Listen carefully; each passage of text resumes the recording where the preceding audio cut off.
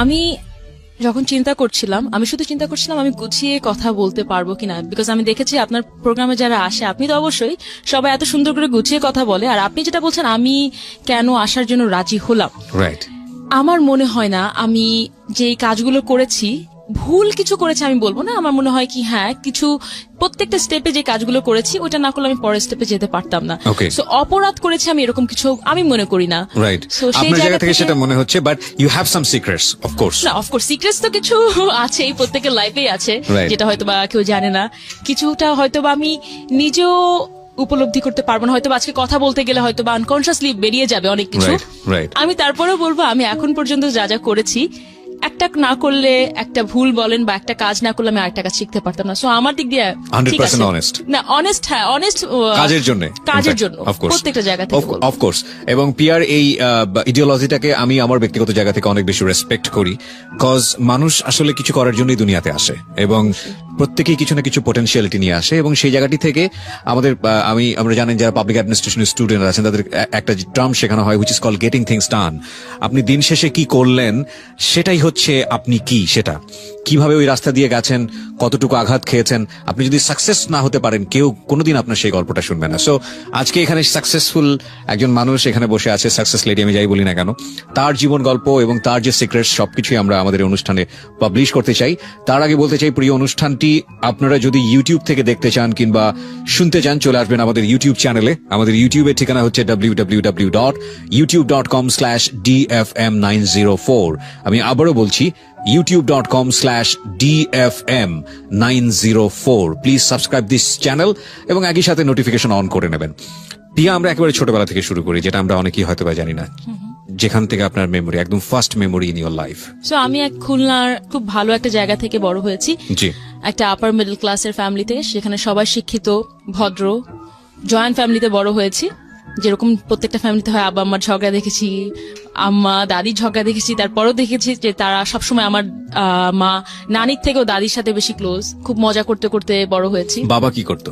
আমার বাবা ব্যবসা করে, এখন ব্যবসা করে, বাবা ভালো আছে। কয় ভাই বোন? আমরা 3 ভাই বোন, আমরা 2 বোন 1 ভাই। আমার বড় বোন আছে, আমার বড় বোন ডেফ, ভালো করে কথা বলতে পারে না, শুনতে পারে না। ওকে, খুবই সুন্দরী, আমরা গেস করতে পারি না খুবই সুন্দরী, আমার থেকে অনেক অনেক সুন্দর। আমার ছোট ভাই আছে, ছোট ভাইও এবার এসএসসি পরীক্ষা দেবে, আমার থেকে 10 বছরের ছোট। হ্যাঁ, আর আমার বড় বোন আমার থেকে 6-7 বছরের বড়। আমার মায়ের নিজে একটি স্কুল আছে, যারা অটিস্টিক, যারা ডেফ, কথা বলতে পারে না, তাদের জন্য সে নিজে একটি স্কুল পরিচালনা করে। বেসিক্যালি আমার বড় বোন যখন এরকম সমস্যা দিয়ে যাচ্ছিল তখন থেকে তার উদ্যোগটা শুরু। তো অনেক বছরের কথা। আমার মনে আছে ছোটবেলা থেকে খুব মজা করতে করতে, মানে আমার সবকিছু নিয়ে খুব ক্রিয়েটিভ একটা কাজ করতো। ছোটবেলা আমাদের সময় ওয়াকম্যান ছিল, সো ওয়াকম্যানে করতাম কি 30 টাকা না 25 টাকা দিয়ে খালি ক্যাসেট কিনে আমি আমার দাদির কাছে যেতাম। সবকিছু ছিল আমার দাদি প্রথমে, যে দাদি একটা ইন্টারভিউ নেবো আপনার, ইন্টারভিউ নিতাম, দাদি রেকর্ড করতাম, মনে আছে রেকর্ড করে আবার শোনা যেত, আমার কাছে খুবই ভালো লাগতো, রেকর্ড করে আবার কথা শুনতে পারি। আমার আব্বু বিদেশ থেকে এনে দিয়েছিল ওখানে। তারপর আমার মনে আছে যখন ল্যান্ডফোন, আমার বাবা কুয়েতে থাকতো যখন ছোট ছিলাম, তো তখন দাদি কিছু বা ফুপুরা কিছু বললে বা আম্মু কিছু বলে সব আব্বুকে বসে বসে রাত্রেবেলা আব্বা যখন ফোন দিত তখন আব্বুকে কমপ্লেন করতাম, এটা হয়েছে, এটা হয়েছে। সকালবেলা আবার দাদি বলতো, বিকজ জয়েন্ট ফ্যামিলি তো পাশের রুমে কি বলছে শোনা যায়, তুমি তোমার আব্বাকে আমার নামে কমপ্লেন করছো, এরকম। মানে খুব মজা করতে করতে চাইল্ডহুড আমার খুবই ভালো ছিল। অবশ্যই। তো সমস্যা বলবো না, বিপত্তি বলবো না, আমি বলবো হয়তো বা যেটাই বলেন না কেন, সমস্যা বা বিপত্তি এটা আপনারা হয়তো বা ধরে নেবেন। যখন আমি ক্লাস 5-এ পড়ি তখন আমার ছোট ভাই হলো, আমার এর আগে একটা বোন ছিল। আমার আব্বা আমাদের 2 বোনকেই, আমার বড় বোন কথা বলতে পারে না যেটাই হোক না কেন, বা আমি যেটাই হোক না কেন, 2 বোনকে সে খুবই এখন পর্যন্ত খুবই ভালোবাসে সে ছোটবেলা থেকে। বা আমার ফ্যামিলিতে আমি সেকেন্ড মেয়ে হয়েছি বলে কোনো সমস্যা ছিল না, কিন্তু ওখানে তখন যখন ক্লাস 5-এ, তখন আমার ছোট ভাই যখন হলো, তখন ক্লাস 5-এর পর থেকে আস্তে আস্তে বড় স্ট্যান্ডার্ড গুলো আসা শুরু করে। তখন তো আমার মনে আছে যখন ক্লাস 6-এও আমি পড়ি, আমার ভাই তখন হয়তো 1 বছর, তখন আমার অনেকগুলো টিচার ছিল। একটা ছিল হচ্ছে কম্পিউটার শেখানোর জন্য, একটা ছিল ইন্টারনেট শেখানোর জন্য, একটা ছিল অ্যাবাউট ফটোশপ শেখানোর জন্য, একটা ছিল ইংলিশ স্পিকিং শেখানোর জন্য, একটা ছিল কবিতা আবৃত্তি শেখানোর জন্য। শুনতে খুব হাস্যকর লাগবে, একটা হুজুর ছিল, মানে শুনতে হাস্যকর লাগবে যে এত টিচার ছিল আমার। আর তাছাড়া তো অন্যান্য সাবজেক্ট ওয়াইজ কিন্তু আমি এখনো যাইনি, সাবজেক্ট ওয়াইজ তো টিচার ছিল, কোচিং সেন্টার ছিল, সারাদিন আমি খুব বিজি থাকতাম পড়ালেখা নিয়ে, এগুলো নিয়ে, অ্যাক্টিভিটি নিয়ে। তো যখন ক্লাস 8-এ আমি উঠি তখনও বুঝতে পারি যে কিছু সমস্যা না, আমি বলবো কি 8 থেকেও ঠিক আছে, বিকজ 8 পর্যন্ত আমি হয়তো বা বুঝতামও না যে আমাকে নেগলেক্ট করা হচ্ছে বা ইগনোর করা হচ্ছে, এই ব্যাপারটাও আমি তখন থেকে বুঝতাম না। তো আমি যখন ক্লাস 9-এ পড়ি, আমার মনে হয় তখন থেকে ইয়াস আমার আব্বুর একটা ইয়ে হচ্ছে কি, আচ্ছা আমি প্রথমে বলে নিচ্ছি 2 ঘন্টার জন্য আমি ভুলে যেতে চাই আমি কি নিয়ে কথা বলছি। হ্যাঁ, তো আমি আমার আশেপাশে কি আছে। তো আমার আব্বুর একটা ব্যাপার হচ্ছে কি, সে খুব গালিগালাজ করে, মনে করেন কিছু হলেই গালি দেবে, সবাইকে গালি দেবে। মনে করেন এটা আমাদের ফ্যামিলির একটা ট্র্যাডিশন, আদর করেও একটা গালি দিয়ে কথা বলবে, এরকম একটা কথা যে আদর করে সে গালি ছাড়া কথা বলতে পারে না। আমার চাচারাও আছে এরকম কিছু কিছু, সবাই না, বাট কিছু কিছু আদর করে হলেও গালি দিয়ে কথা বলবে। আমি আমার মায়ের মতো একটু যে না, খুব সেলফ রেসপেক্টটা খুব বেশি, যে না তুমি আদর করে হলো ভালো করে হলো তুমি কেন গালি দিয়ে কথা বলবে আমার সাথে, এরকম ছিলাম আমি। তো যখন ক্লাস 9-এ উঠি, যখন দেখছি যাবু গালি দিয়ে কথা বলছে, এটা বলছে, আমার না আস্তে আস্তে খুব আমার খুব লাগছো না, আমাকে কেন গালিটা দিল, আমাকে কেন একটা গালি দিয়ে কথা বলবে। আমি নিতে পারতাম না আস্তে আস্তে, কিন্তু আব্বুর উপর কথাও বলতে পারবো না। এরকম আমি বলবো না আমি যে খুবই ভদ্র বা খুবই ভয় পাই এরকম একটা বাচ্চা ছিলাম, একেবারেই না। আমার কিছু হলেই আমি যখনই কোনো কিছু পছন্দ করতাম না, সেটা দাদা, চাচি, ফুপু, চাচা যেই হোক না কেন, সরাসরি মুখের উপর বলতাম যে না, আমি আই ডোন্ট লাইক ইট। আমি এরকমই ছিলাম। ক্লাস 9-এ যখন পড়ি, একটা সময় আমি কোচিং এ যাওয়া শুরু করলাম। একটা ছেলেকে খুব ভালো লাগতো তখন। কোচিং এ আমার বাসার নিচেরটাতে কোচিং সেন্টার ছিল। তো 9-এ উঠে দেখলাম কি, একবার প্রেম কাহিনী দিয়ে শুরু করলাম।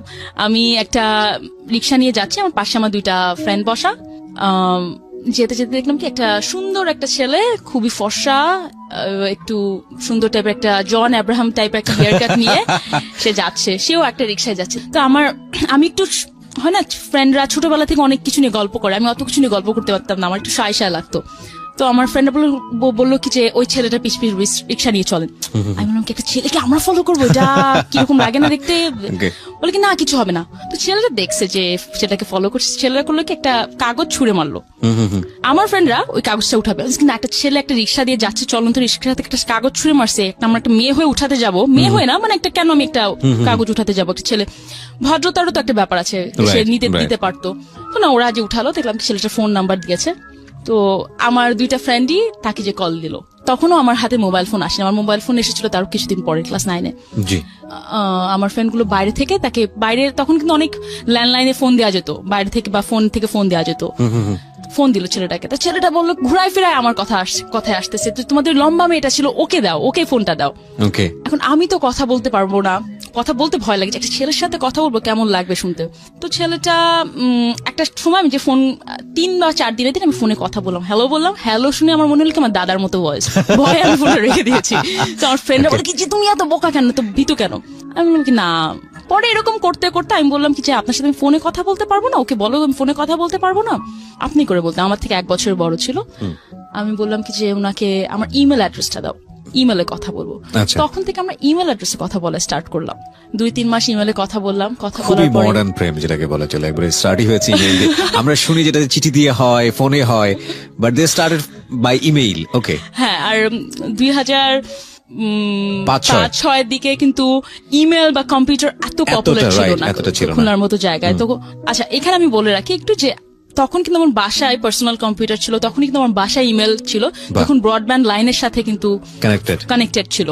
তো আমার আব্বা আমাকে সবকিছু দিয়েছিল, আমি যা যা চেতাম বা বলার আগেই সে, তখন হয়তো ইমেল বুঝতামও না, আমার আব্বা বলছি না তুমি এটা নিয়ে নাও, এটা মডার্ন ফ্যাসিলিটি, তুমি শেখো, ফ্যাক্সও নাও, ফ্যাক্স মেশিনও নাও। ফ্যাক্স মেশিন দিয়ে আমি কি করবো?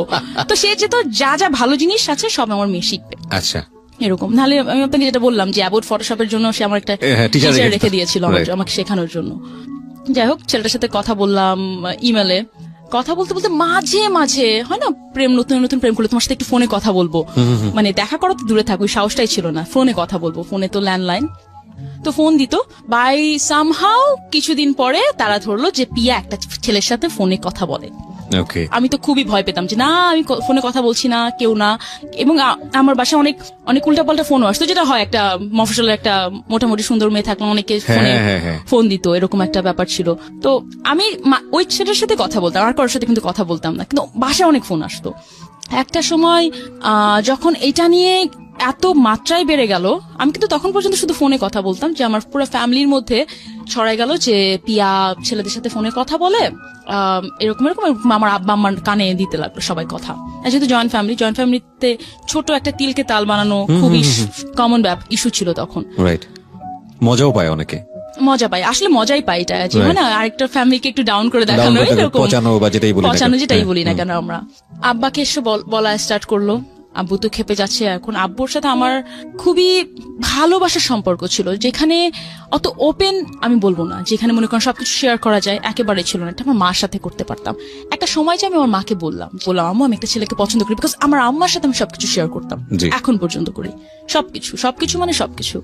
আমি যখন বললাম, আমার আম্মু আমার পুরো কথাটা শুনে আমাকে বললো কি যে দেখো তুমি এখন অনেক ছোট।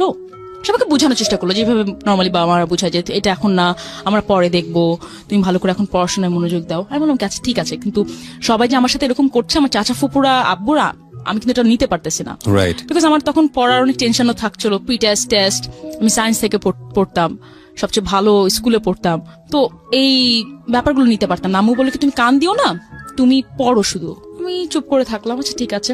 পরে দেখলাম কি এই ব্যাপারটা না বেড়ে যায়। আমি কিন্তু কথা থামাইনি, জাস্ট বিকজ আমার চাচা ফুপুরা বলেছে তুমি একটা ছেলের সাথে কথা বলতে পারবা না, তাই বলে আমি কথা থামাই দেবো? হতেই পারে না, হতেই পারে না। এটা আমি কেন বলছি, মানে আমি বলছি কি যে আমি একটা জিনিস যতক্ষণ না পর্যন্ত আমি নিজে চিন্তা করবো জিনিসটা রং, রাইট, আমি ততক্ষণ না পর্যন্ত এটা ছাড়ি না। By natural you are like that? By natural I am like this. আমি আমার কথা যারা শুনছেন তারা শুনতে শুনতে বুঝতে পারবেন যে আমি এরকমই। আমি কিছুটা গেস করেছিলাম, মানে আই গেস, মানে হয় না ফেস দেখে। আমি এত লাইফের স্টোরি শুনেছি মানুষের জীবনে, মানে 400-500 তো অনেক হয়েছে, 4-5 হাজার শুনেছি। তো এখন এরকম হয় যে একটা মানুষের ফেস দেখলে বুঝতে পারি তার লাইফের স্টোরি কি হতে পারে। তো somehow I guess about you যে ওকে, উনি একটু হলেও স্বাধীন চেতা মানুষ, হ্যাঁ, এবং অফকোর্স যেই প্রফেশনে উনি আছেন বাংলাদেশের সামাজিক প্রেক্ষাপটে বা যাই বলি না কেন, এরকম স্বাধীন চেতা না হলে এই জায়গাটায় সাকসেস করাটা খুব ডিফিকাল্ট। সো ইন দ্যাট সেন্সে তারা হচ্ছেন চেঞ্জ মেকার। আমি যেটা ওনার সঙ্গে ফোনেও কনভারসেশন করছিলাম, যে ওনারা হচ্ছেন চেঞ্জ মেকার, ওনারা একটা জনরা ক্রিয়েট করছেন, হয়তো পরের জেনারেশনে যারা আসবে তাদের জন্য কাজ করাটা অনেক বেশি ইজি হবে। সে আপনি যে প্রসঙ্গে ছিলেন যে আপনি কথা বলা থামাননি। হ্যাঁ, কথা বলা আমি থামাইনি। তো একটা সময়, আচ্ছা ছেলেটার কথা কিন্তু আমি এর আগেও বলেছি, বিকজ ছেলেটার নাম ছিল মিমো। ওকে, তো যেটার পুরো নাম ছিল সাদ্দাম হোসেন মিমো। তখন আবার সাদ্দাম হোসেনের যুদ্ধ চলতেছে, আমার ফুপুরা বলে সাদ্দাম একটা ছেলের নাম হতে পারে, তুমি সেই ছেলের সাথে তুমি ফোনে কথা বলো, তোমার লজ্জা হয়। তখন অনেক পপুলার বাংলাদেশে, ভেরি পপুলার। তো এরকম করে কথা বলতো। তো আমি বলতাম কি যে আমি চুপ করে থাকতাম, কথা বলতে পারতাম। তো আমি মানে আমার খুব বেশি রেগে গেলে আমি খুব টস করে চোখ থেকে আমার পানি পড়তো, বাট আমি বেশি রেগে গেলে কথা বলতে পারতাম। তো একটা সময় যখন আমি দেখলাম যে তারপরেও আমি কথা একটু কমিয়ে দিয়েছিলাম বলতে কি, দিনে যদি আমি 2-3 বার ফোনে কথা বলতাম বা 2 বার কথা বলতাম, হয়তো বা তখন 2 দিনে 1 বার কথা বলতাম। কিন্তু কোনো মতেই দেখলাম কি আমার ফ্যামিলি থেকে জিনিসটা কমছে না, বেড়েই যাচ্ছে। প্রত্যেকে কথা, এবং প্রত্যেকে না আস্তে আস্তে আমার সাথে কথা কমানো স্টার্ট করলো, এবং খুব বাজেভাবে কথা বলতো। যখনই কথা বলতো খুব বাজেভাবে কথা বলতো, মানে আমার জয়েন্ট ফ্যামিলি যারা ছিল। আমি যখন দেখলাম কি অতি মাত্রায় আমার উপরে মানসিক মেন্টাল টর্চারটা বেড়ে যাচ্ছে, আমি হয়তো টিভি দেখতে যাচ্ছি, ঠাস করে হয়তো আমার একটা ফুপু একটা উল্টাপাল্টা কথা বলে দিল, ঠাস করে হয়তো আমার বাবা একটা আমাকে গালি দিয়ে বসলো।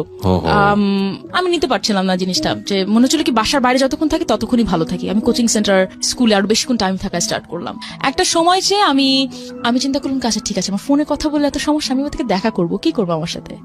তো আস্তে আস্তে দেখা করা স্টার্ট করলাম। ছেলেটাও খুশি, দেখা করছে মেয়ে, এতদিন তো দেখাও করতো না। দেখা করলাম, এটা কিন্তু আফটার 9 মাস পরে আমি প্রায় দেখা করেছি।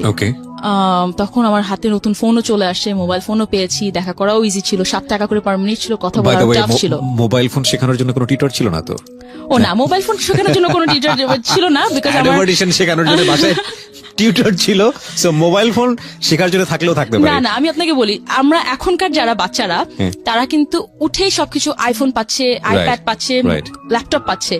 আমাদের ওই সময় আমার আব্বা আম্মাই জানতো না ল্যাপটপ বা কম্পিউটার কিভাবে ইউজ করতে হয়, টিচার ছাড়া কোনো ওয়ে ছিল না। তো যেটাতে ছিলাম যে তখন দেখা করা সেলফোন হাতে পেলাম, ছেলেটার সাথে দেখা করা স্টার্ট করলাম। আর আমার একটা কথা ছিল, ছেলেটা হচ্ছে কি যে আমরা রিক্সায় ঘুরতাম, তো রিক্সায় ঘুরলে আমাকে বলতে কি তুমি হুট উঠায় ঘুরো, বিকজ হুট উঠায় ঘুরলে কেউ দেখবে না। শুধু কি তাই? হ্যাঁ শোনেন, আমি বলছি, আমি যেহেতু সিক্রেটে কথা বলতে আসছি, আমি কোনো কিছু রেখে রেখে বলবো না। Exactly. That's why I like her. Yes, I mean, She's really desperate lady. Okay. So আমাকে বললো কি যে হুট উঠায় চললে কেউ দেখবে না। আমি হ্যাঁ সেটা ঠিক কথা, বিকজ আমার ফ্যামিলি দেখলে আরো ঝামেলা করবো। হুট উঠায় তুললে দেখি গায়ে হাত দেয়, কোমরে হাত দেয়, গায়ে হাত দেয়। খুব বিরক্তিকর। তো কথা বলছি গায়ে হাত দেয়া দিই কি, মানে গায়ে হাত দেয়া। আমি এইটা পর্যন্ত বলি, তখন পর্যন্ত ক্লাস 9-10 পর্যন্ত আমি যেটা বলছিলাম যে আমার ফ্রেন্ডদের সাথে আমি একটু শাই ছিলাম, হয় না ছেলেদের ব্যাপারে নিয়ে কথা বলা, অনেক মেয়েরা সাথে that kind of relationship between man and women. হ্যাঁ আমি জানতাম না ক্লাস 10 পর্যন্ত। Exactly. সো গায়ে হাত দেয়া দিয়ে আমি খুব অপছন্দ করা শুরু করলাম। তখন আমি বললাম কি না, হুট নামাই ঘুরবো।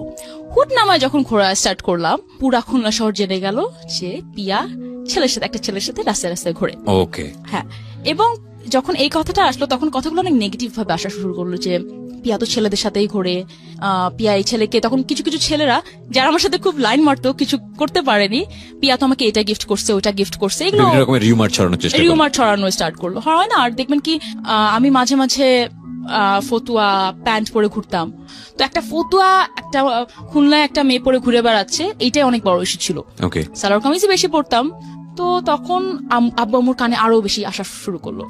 আমার আম্মা কিন্তু আমাকে সবসময় বোঝাতো যে জানে এই মেয়েকে উল্টাপাল্টা করলে কিছু হবে না, বিকজ আমাকে মনে রিড করতে পারতো আমার আম্মা। কিন্তু আমার আব্বু খুব বাজে বিহেভ করে, আরো বিহেভিয়ার বাজে দিকে চলে গেল।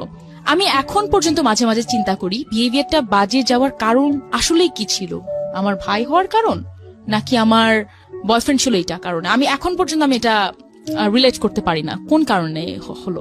কিন্তু আমার মনে হয় কি বোথ কম্বিনেশন। হয়তো আমার আব্বা ভেবেছিল মেয়ে হাত থেকে চলে যাচ্ছে, আমার ছেলে তো আছেই, বড় মেয়েটা এরকম ছোট মেয়ের কথা শুনতেছে না, কোন ছেলের সাথে ঘুরে বেড়াচ্ছে, আমার ছেলে তো আছে। তো কিছু হলে আমার আব্বা তখন বলতো মেয়ে মানে লস আইটেম। আপনার সামনে? হ্যাঁ, অফকোর্স আমার সামনে। মেয়ে মানে লস আইটেম, সেই কারণে তো বলি পড়ালেখা করলে করো, না করলে না করো, আমার কোনো যায় আসে না। আমার মনে আছে আমার আম্মা আমার দিকে তাকায় থাকতো যে সে খুব কষ্ট পেত যখন বলতো মেয়ে মানে লস আইটেম। তো আমারও খুব খারাপ লাগতো যে মেয়ে মানে লস আইটেম, সে এই কথাটা কেন সে বড় করবে।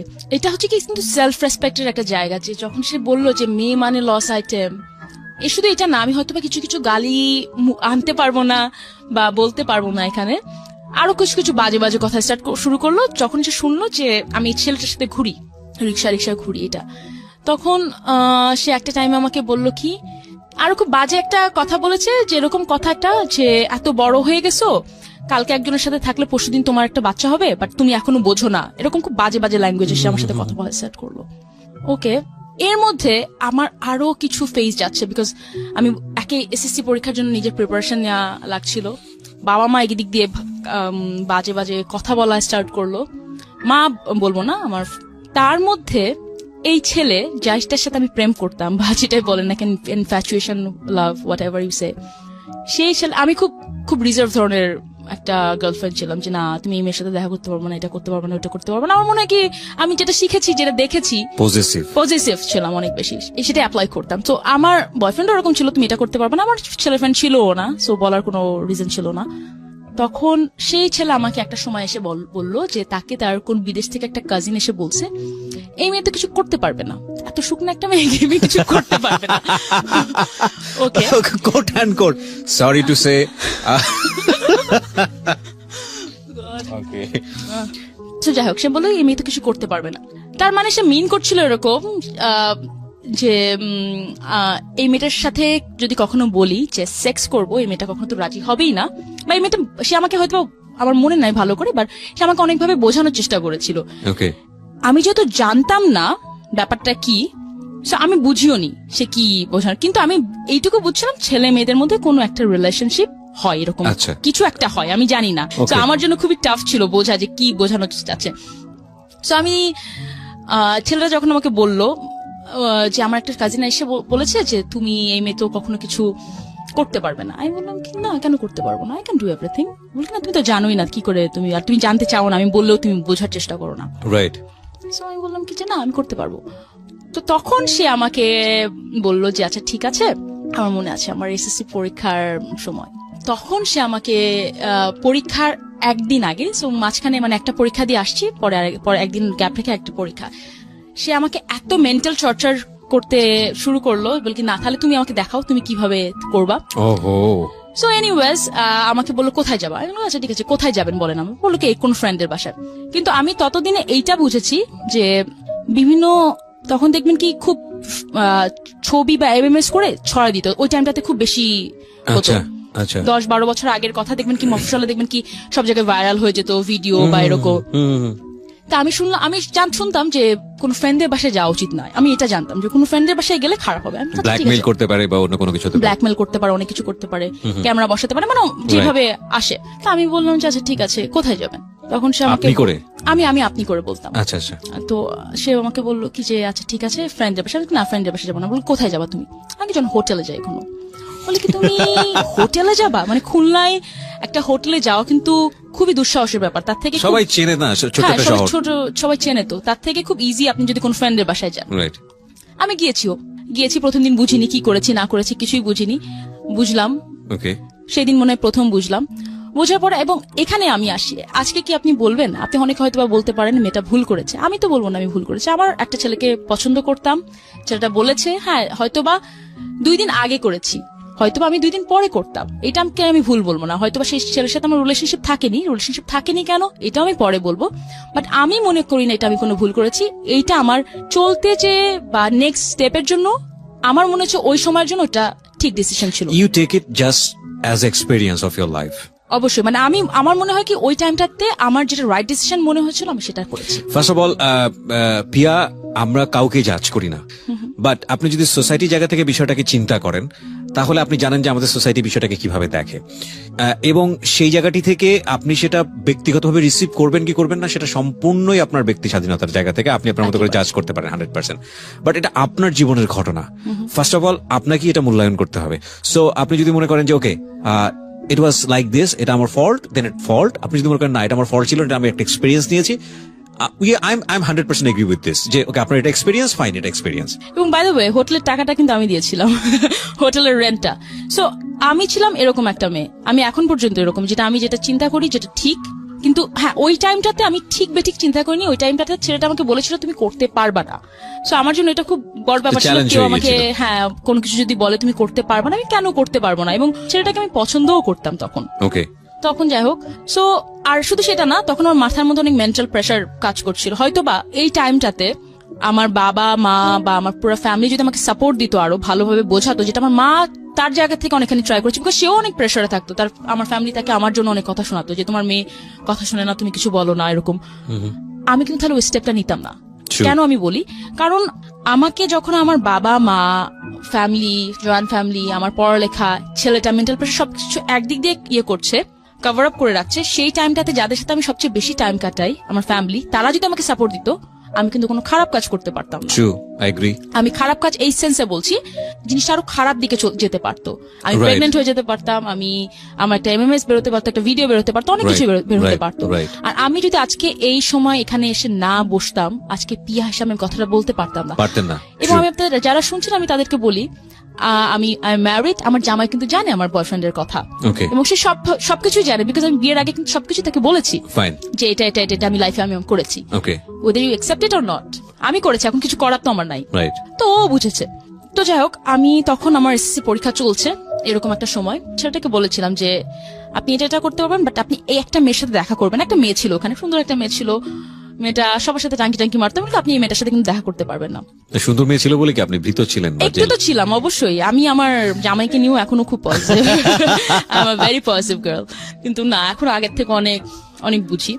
তো কত বছর হলো বিয়ের? কত বছর? বিয়ে 3.5 বছর। ওকে, আমি গ্র্যাজুয়ালি যাবো ওই জায়গাটিতে, হ্যাঁ যেখানে আছি, এসএসসি। হ্যাঁ, সো এসএসসি পরীক্ষা, তখন ছেলেটাকে একদিন দেখলাম ওই মেয়েটার সাথে, ওহো, কোচিং সেন্টার, আর একটা কোচিং সেন্টারের সাথে পড়ে না, সেই কোচিং সেন্টার জাস্ট মেয়ের সাথে দেখা করার জন্য সে গিয়েছে। আচ্ছা, দেখলাম। পরে আরেকবার দেখলাম যে তখন আমার একটা ফ্রেন্ড ছিল, সুন্দর একটা ফ্রেন্ড ছিল, ওকে আমি বললাম তুমি ওকে ফোন করে ডাকো, বলো কি পি আমাকে উল্টাপাল্টা কথা বলছে, আপনি আমার সাথে দেখা করতে পারবেন কিনা। রূপসা ব্রিজের নাম তো মনে হয় সবাই জানেন, যারা খুলনা রূপসা ব্রিজ। ছেলে যে আমার ফ্রেন্ডের সাথে দেখা করার জন্য চলে আসছে ওখানে, আর তো যাবে কোথায়, আমি তো এগুলো সব একটা ট্র্যাপ সাজানো ছিল আমার।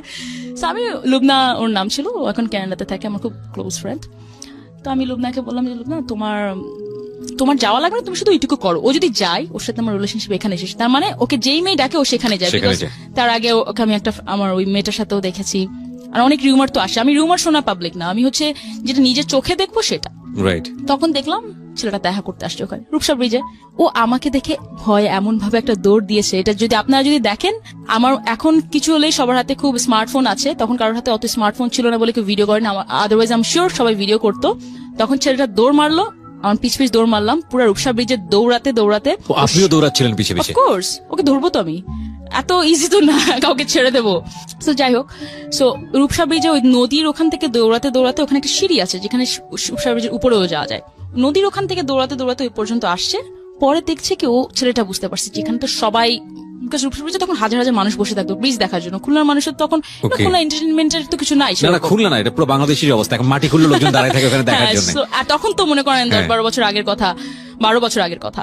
তখন তো ওখানে সবাই খুব, কেন ইমাজিন পিয়াকে যারা দেখেছেন, এত সুন্দর একটা মেয়ে পুরা ব্রিজের কাছাকাছি এবং যেখানে লোকারণ্য, সেখানে দৌড়াচ্ছে একটা ছেলের পেছনে, এবং ছেলেটা বাঁচার জন্য রুদ্ধশ্বাসে মেয়েটার হাত থেকে বাঁচান। এগুলো ইমাজিন করেন তাহলে বুঝবেন মজাটা কি আসলে। ওকে, ছেলেটা যেটা বললাম সুন্দর দেখতে ছিল, জন অ্যাব্রাহামের মতো হেয়ার কাট, ফর্সা, একটা চশমা পরতো। তো দৌড়াতে দৌড়াতে ও যখন দেখলো সব মানুষের হাতে তালি দিচ্ছে, আরো মানুষ ভিড় হয়ে গেল, ও তখন ওখানে থামলো। আমার মাথায় তখন কোনো সেন্স নাই কোন মানুষ তালি দিচ্ছে, কোন মানুষ কি দেখছে। আমি ওকে, ও যখন থামছে তখন আমি জাস্ট ওর চশমাটা নিয়ে ভাঙলাম, এক হাত দিয়ে চুল ধরছি, আর এক হাত দিয়ে মার দেওয়া স্টার্ট করলাম। কি যে মারটা দিয়েছি কি ভাই, পরে আমি অনেক ছেলেকে মারছি অন্যান্য কারণে, বাট এমন মায়ের ওকে আমি দিয়েছি। এবং আমি বলি, আমি এক হাত দিয়ে চুল ধরছি, এই হাত পুরো হাত মুঠ ভর্তি আমার চুল ছিল, এবং ওই চুল আমি 1 বছর রেখে দিয়েছিলাম আমার কাছে। সো আমি যার জন্য করি, অনেক করতে পারি। আমি যদি কাউকে লাভ করি, আমি হোটেল যাওয়া পর্যন্ত আমি গিয়েছি, পয়সাও দিয়েছি নিজের পকেট থেকে পয়সাও দিয়েছি। আবার তাকে মারতে যখন উল্টাপাল্টা দেখছি তখন আমার জায়গা থেকে আমার পার্সোনাল ওপিনিয়ন হচ্ছে she is very honest girl. মানে এটা খুব অল্প সময় ধরে তাকে চিনি, সেই জায়গা থেকে আমার কাছে মনে হচ্ছে she is really really honest hearted. Okay, so আপনি তাকে মারলেন। হ্যাঁ, আপনি আরো কিছুক্ষণ মানে আরো কিছুক্ষণ এই গল্পটা কন্টিনিউ হোক, কি হলো অ্যাটলিস্ট আর কি? তো মারার পরে একটা সময় পুলিশ আসলো। পুলিশ, আমার চাচা ওখানকার কমিশনার ছিল, পুলিশ চলে আসলো মারের ঠেলায়? হ্যাঁ, আর রূপসা ব্রিজে তো মনে করেন পুলিশ থাকবেই, খুবই স্বাভাবিক ব্যাপার। 2-3 জন পুলিশ আসলো, তো আমাকে দেখে চিনেছে, বিকজ আমার চাচা ওখানকার খুব পপুলার ব্যক্তি ছিল, আর আমাদের বাসাও ওখানে ছিল, তো আমাদের কম বেশি চিনতো ওখানকার মানুষজন। ওকে, সো আপনি তখন এসএসসি তে পড়েন? এসএসসি পরীক্ষা দিচ্ছি তখন, বা এসএসসি পরীক্ষা শেষ হয়েছে তখন, কিছু একটা হবে আমার। এইজটা খুব বেশি হলে 15 থেকে 16। এবং প্রিয় শ্রোতা, এখান থেকে আমরা আবারও ফিরবো ছোট্ট একটা বিরতির পর। আপনারা শুনছেন সিক্রেটসে আমাদের আজকের গেস্ট হচ্ছে পিয়া জান্নাতুল, বাংলাদেশের one of the top most popular model, শুধু বাংলাদেশ না, ইন্ডিয়ান সাবকন্টিনেন্টে। পিয়া জান্নাতুলের একটা ছবি, স্টুডিও পিকচার আমাদের ফেসবুকে দেয়া আছে, আপনারা চাইলে ওখানে চলে আসতে পারেন। ফেসবুকের ঠিকানা www.facebook.com/ILoveDhakaFM। এবং এছাড়াও আরেকটি ফেসবুক আছে যেটা আমার পার্সোনাল, আপনারা যদি চান সেখানে চলে আসতে পারেন। ফেসবুকের ঠিকানা হচ্ছে www.facebook.com/kibria.rj, KEBRIA.RJ, পেজটি হচ্ছে RJ কিবরিয়া নামে আছে। আপনার কোনো পার্সোনাল পেজ আছে? জি, আমার একটা ফ্যান পেজ আছে। So you can announce your page. আমার ফ্যান পেজ হচ্ছে জান্নাতুল পিয়া, Facebook/জান্নাতুল পিয়া, গেলে আপনারা দেখতে পারবেন। পিয়ার পেজটা আমার পেজে শেয়ার করে দিচ্ছি। আরেকটা বিশেষ অ্যানাউন্সমেন্ট আমি দিতে চাই, সেটা হলো জান্নাতুল পিয়া এখানে যেটা বলছে সেটাকে আমরা বইমেলাতে বই আকারে নিয়ে আসছি খুব শীঘ্রই। ফাইন, এবার যে কথাটি বলবো সেটা হচ্ছে বই বই বই এবং বই। এটা খুব বিখ্যাত একজন দার্শনিকের কথা, ওমর খৈয়াম বলেছেন জীবনে মাত্র 3টা জিনিসের প্রয়োজন, একটা হচ্ছে বই, আরেকটা হচ্ছে বই, এবং আরেকটা হচ্ছে বই। মানে এই 3টা জিনিসের বাইরে আসলে কোনো জিনিসের প্রয়োজন নেই। পুলিশ আসলো, পুলিশ আসার পর আমাকে বলল যে আপনি এখানে কি করছেন, আপনি বাসায় যান, বাসায় চলে যান। তো আমি ভদ্রভাবে আমি মাইটটা দিয়ে বাসায় চলে গিয়েছি, চুলগুলো সাথে করে নিয়ে অফকোর্স। সো এইটাই ছিল ছেলেটার সাথে আমার লাস্ট দেখা। এরপরে আমার কয়েকবার রাস্তায় চোখাচোখি হয়েছে, কয়েকবার ফোনে, এগুলো আমি পরে আস্তে আস্তে কথা বলবো। জি, কিন্তু তার আগে একটু বলিনি, আমি মেন্টালি তখন কতখানি প্রেসারে ছিলাম এটা বোঝানোর জন্য আর একটু বলি যে আমি যখন ক্লাস 9-এ পড়ি তখন থেকে তো অ্যাকচুয়ালি শুরু সবকিছুর। আমি যখন স্কুলে যেতাম, আমি যেটা বলেছিলাম যে আমি স্কুল কোচিং সেন্টারে বেশি টাইম থাকা শুরু করলাম, হয় না, এক্সট্রা ক্লাস বা বসে একটু আগে যাই। তখন আমি যখন 9-এ পড়তাম, 10-এর মেয়েরা আমাকে দেখলেই কথা বলতো, কি কি যেন বলতো, মনে করেন ইফটিসিং যেভাবে করে ওরকম ভাবে কথা বলতো। ওদের ক্লাসের সামনে থেকে আমার যাওয়া লাগতো। 10 এর মেয়েদের মধ্যে ওই মেয়েটাও পড়তো, যে এই মেয়েটাকে আমি বলেছিলাম কোচিং সেন্টারে যে আপনি এর সাথে দেখা করবেন না, এই মেয়েটাও পড়তো। তো ওর ফ্রেন্ডদেরকে দিয়ে, ও নিজে সবসময় কিছু বলতো না, চুপচাপ টাইপের ছিল, তো ওর ফ্রেন্ডদেরকে দিয়ে এইভাবে বলাতো। একদিন এত মেন্টাল প্রেসারে ছিলাম, একদিন দিলাম মায়ের মেয়েগুলোকে, 5-6টা মেয়েকে একসাথে দিলাম মার। ক্লাস 10-এর মেয়েদেরকে মারলাম। আমি একাই যা মারলাম 5-6টা মেয়েকে, আমিও মার খেলাম, আর আমি দিলাম মার 5-6 জনকে একটা মার দেওয়া তো 4টেখানি কথা না। মার দেওয়ার পরে আমার আম্মাকে ডাকলো স্কুলে, হেডমিস্ট্রেস ডাকলো, ফারহানা নাজ আমার মনে আছে। তো ফারহানা নাজ আমাকে বললো যে, খুবই ভালো মহিলা, খুব রেসপেক্ট করতাম আমি, খুব ভয়ও পেতাম যেহেতু হেডমিস্ট্রেস, সম্মানও করতাম। বললো কি যে, আমি ছেলেদের স্কুলে অনেকদিন প্রিন্সিপাল ছিলাম, ছেলেদের স্কুলে মারামারি হয় জানতাম, বাট মেয়েদের স্কুলে মারামারি হয় এটা আমি প্রথম দেখলাম, তাও এইভাবে মারামারি হয়। তো আমার মনে আছে আমাকে যখন কথা বলেছিল, হয়তো বা তারা শুধু দেখেছিল, ওরা বলেছে তুমি মার দিয়ে স্টার্ট করছো, কেন তুমি মার দিলা, এইটাই। বাট পিছনের নেপথ্যের কাহিনীটা মানে হয়তো বা আমাদের কেউ আনতে চায় না। এটাই হচ্ছে সিক্রেটস এর মূল জায়গাটা। আমরা কিন্তু সবসময়, আমি যদিও আপনাকে অ্যাকিউজ করছি না, তারপর আমাদের অনুষ্ঠানের প্যাটার্নের জন্য বলবো যে এখানে যারা অপরাধ করে এসে কনফেস করেন কিংবা যারা ভুল করে এসে কনফেস করেন, তাদের জায়গাটা হচ্ছে কেন আমি অপরাধী হয়েছি, কেন আমি ভুল করেছি। এবং এইটাকে আমরা এত বেশি এমফ্যাসিস দিতে চাই যে প্রত্যেকটি মানুষই সম্ভাবনাময়, প্রত্যেকটি মানুষের দ্বারাই ভালো কাজ সম্ভব। একটা অপরাধের জন্য তার দিকে আঙ্গুল তুলে, কিংবা আরো বেশি অপরাধের জন্য, আরো বেশি ভুলের জন্য তার দিকে আঙ্গুল তুলে তাকে এমন ভাবে স্পেসিফাইড করব না যাতে করে তার রেস্ট অফ দ্য লাইফের ভালো করার সম্ভাবনাটা নষ্ট হয়ে যায়। হ্যাঁ সেটাই। তখন হয়তো আমাকে টিসিও দিয়ে দিত, শুধু দেয়নি হয়তো বা আমার ফ্যামিলির জন্য। মেন্টাল টর্চার তখন থেকে থাকতোই একেবারে সব সময়, খুব বাজে, অনেক আগের থেকে খুব বাজে ভাবে বেড়েছিল, যেটার কারণে আমি একটা টাইমে সুইসাইড পর্যন্ত করতে গিয়েছিলাম। মাঝখানে আমাদের একটা মডেল সুইসাইড করলো, তখন আমি নিজে আমার এরকম একটা ছোট করে আমার জীবনের কিছু কথা লিখেছিলাম যে আমিও একবার সুইসাইড করতে গিয়েছিলাম। তো তখন দেখলাম ফেসবুকে লিখেছিলাম, তখন দেখলাম কি বেশ কিছু নিউজ পেপার পিয়াও সুইসাইড করতে গিয়েছিল, হ্যান ত্যান দিয়ে একটু। আজকেও বেরোবে, আমরা যখন বিরতিতে ছিলাম তখনও ভাবছিলাম যে আজকে সব কন্টেন্ট পাচ্ছে তাতে মোটামুটি 4-5 দিন চলতে পারবে সব নিয়ে। Okay, so we are giving you the content যারা লিখতে চান অনলাইনে। এবং এরপরেও যদি আপনারা চান, বই মেলাতে বই আসছে যেখানে পিয়ার উপর একটা স্পেশাল এপিসোড থাকবে, সো আপনারা ওখান থেকেও পেয়ে যাবেন। সুইসাইডের ঘটনাটা আমি একটু ডিটেইলি জানতে চাই, কজ এটা একটা বড় লেসন হবে। কি প্ল্যান ছিল আর কিভাবে কি হলো? সুইসাইডের ঘটনাটা ছিল, আমার মনে আছে বাসায় এত হতো, আমার এত সাহস ছিল না বা এত ভীতুও ছিলাম না যে যেটাই বলে না কেন যে আমি সুইসাইড করব। কিন্তু তখন একটা ব্লেড কিনা আমি হাত কেটে লিখতাম পদার্থ, ফিজিক্স, আমার মনে আছে। আমার পুরা, আমি হয়তো বা এখনো হাত দেখবেন আমার হাতে এখনো বেশ কিছু দাগ আছে। তো যাই হোক, ওখানে হাতে অনেক কিছু লিখতাম, হাত কেটে লিখতাম। আমি এতখানি মেন্টালি আমি মানে ইমব্যালেন্স হয়ে গিয়েছিলাম। আর পড়তাম আর লিখতাম, বিকজ বাসা থেকে বাইরেও বেরোতে দিত না বেশি। যে রাগটা হতো সেটা এক্সপ্রেস করতে পারতেন না, নিজের উপরেই করতাম। একটা টাইমে মনে হলো কি যে সুইসাইড করি।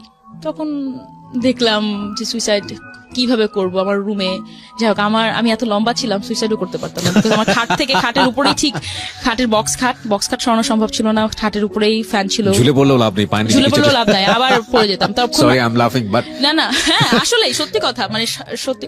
তো তখন আরো কিছু জিনিস জানতাম যে আম্মাকে আমি বলেছিলাম যে আম্মা আমার এরকম টেন্ডেন্সি হচ্ছে। আম্মা আমাকে বললো কি, খবরদার তুমি এগুলো মাথায় আনবাই না, বিকজ প্রথমে তোমাকে বলে রাখি, মরবা তো নাই, প্যারালাইজড হয়ে যাবা।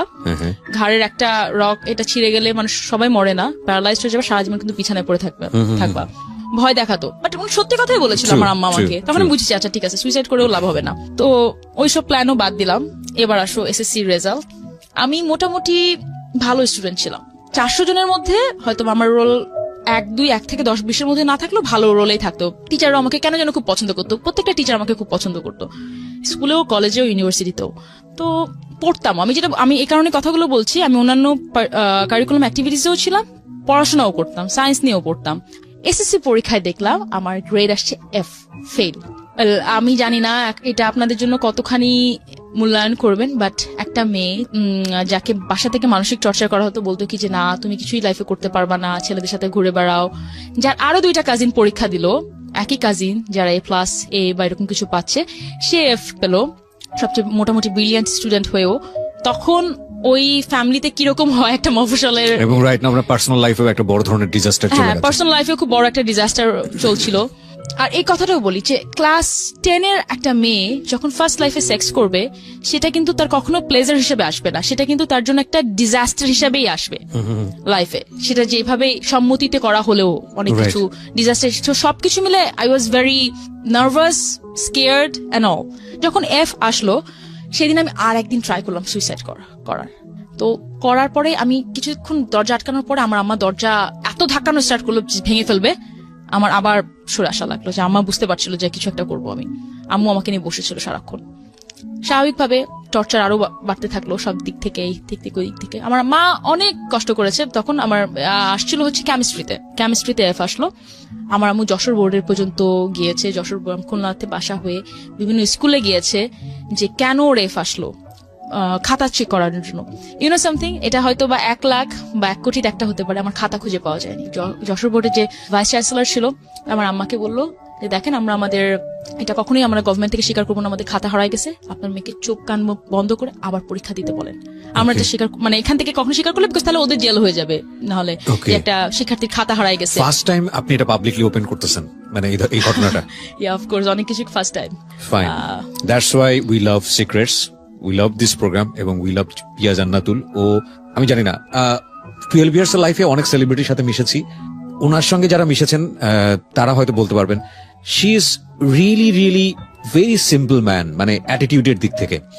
এবং আমার সঙ্গে আসলে ওভাবে কথাও হয়নি, 1-2 বার উনি আমাকে ফার্স্ট নক দিয়েছিল, আমি যদি ভুল না করে থাকি, ফেসবুকে কোন একটা স্টোরি শুনে, একটা মেয়ের স্টোরি শুনে, খুলনার একটা মেয়ের স্টোরি শুনে আমি আর আমার জামাই তখন শুনলাম। আমি না শুনতে শুনতে আমি ফারুককে বলছি, ফারুক দেখো একটা খুলনার মেয়েটা লাইফে আমি বলবো অনেক ভুল করেছে, আমি একটাও ভুল করিনি। কেন করিনি আমি বলবো, বিকজ আমি আলটিমেটলি, আপনি কিছুক্ষণ আগে যে কথাটা বললেন, আপনার স্ট্রাগল কি কেউ জানতে চাবে না, আপনি যদি এন্ড অফ দি ডে আপনি সাকসেস হন, মানুষ এটাই শুনতে চায়। Exactly, that is the point. আপনি কোন পথে হেঁটে এসেছেন দ্যাট ইজ নট ইম্পর্টেন্ট, আপনি কোথায় এসেছেন সেটাই হচ্ছে ফ্যাক্ট। ওকে, ঠিক আছে। তো সেটা শোনার পরে আপনি আমাকে নক করেছিলেন, তারপরে আপনার সঙ্গে আমার কথোপকথন হয় ফেসবুকে। হ্যাঁ, তারপর আপনার সাথে কথোপকথন হয়। তখন আমি বললাম কি যে আমি বললাম যে আপনাকে আমি একদিন আসতে চাই আপনার প্রোগ্রামে। আমি তখন আপনাকে বললাম, তখন আপনি অন্য একটা রেডিও চ্যানেলে ছিলেন, অন্য একটা প্রোগ্রামের জন্য, তখন জীবন নিয়ে মনে হয় গল্প শুনে। তখন হয়তো আসলে এত কথা বলা হতো না, বিকজ সিক্রেটস আপনি বলেছেন যে সিক্রেটস যেটা জানে না সেটা নিয়ে কথা বলতে। তা আমিও আসলাম যে না, যখন আসবোই সেইভাবেই আসি যে রাইট। এবং এই অনুষ্ঠানে না সাধারণত যারা সেলিব্রিটি তো ওটা তো অনেক পরের ব্যাপার, যারা সাধারণত আমরা যারা মিডল ক্লাস আছি বা আপার মিডল ক্লাস আছি, তারা কিন্তু সম্মানটাকে অন্যভাবে ডিফাইন করি অলওয়েজ, যে আমার সব চলে যাক, ঘরে আমার 2 বেলা ভাত রান্না না হোক, সম্মান আমি হারাতে চাই না।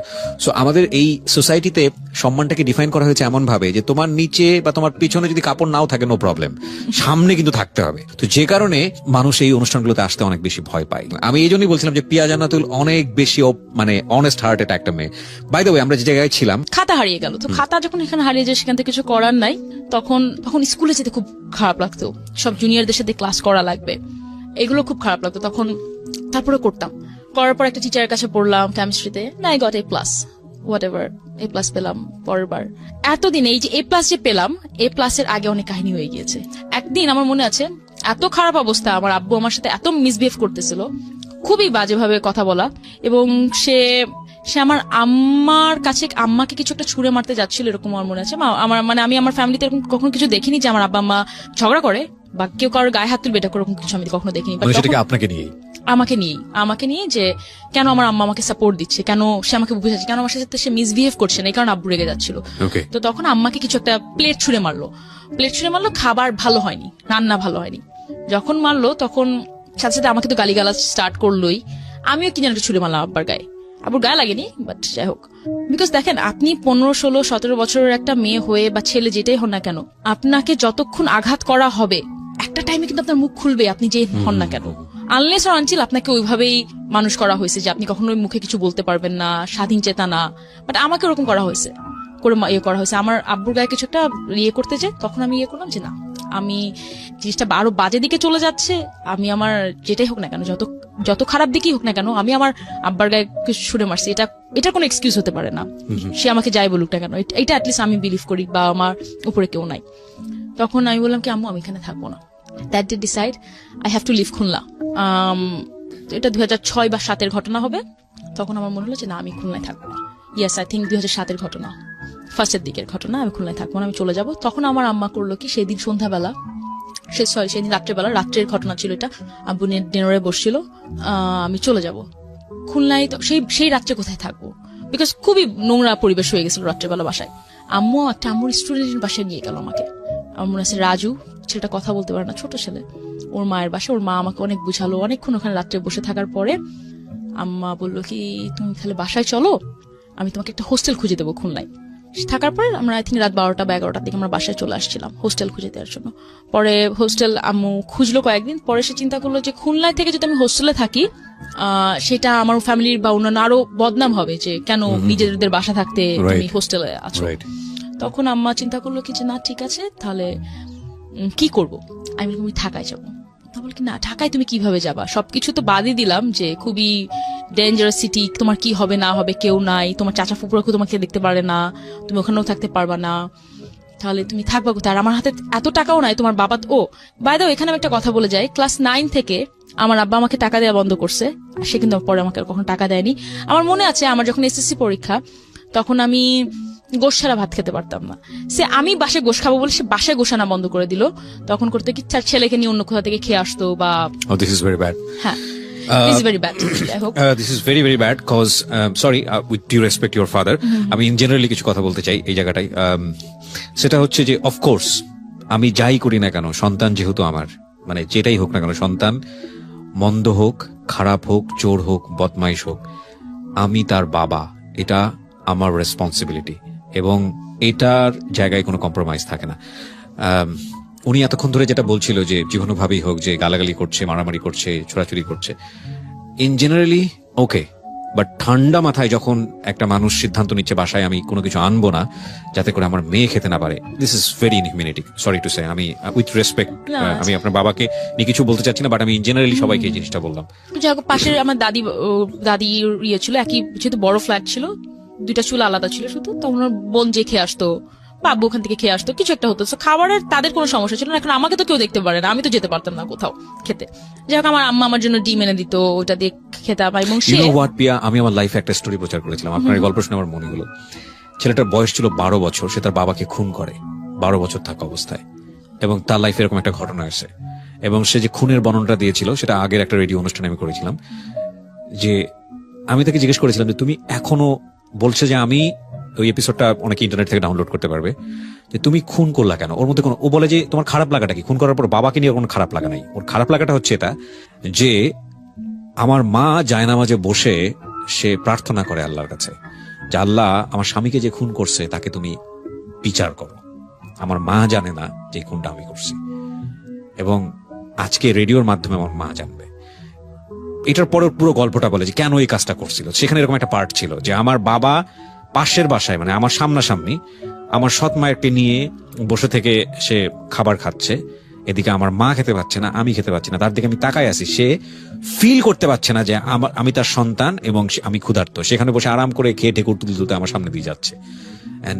উনি এই ছোট বাচ্চাটা যে 18 বছর তখনও হয়নি, ও কিভাবে প্ল্যান করেছিল বাবাকে খুন করার জন্য, এটা যদি আপনি শোনেন, মানে আমি আপনাকে দিব এপিসোডটা।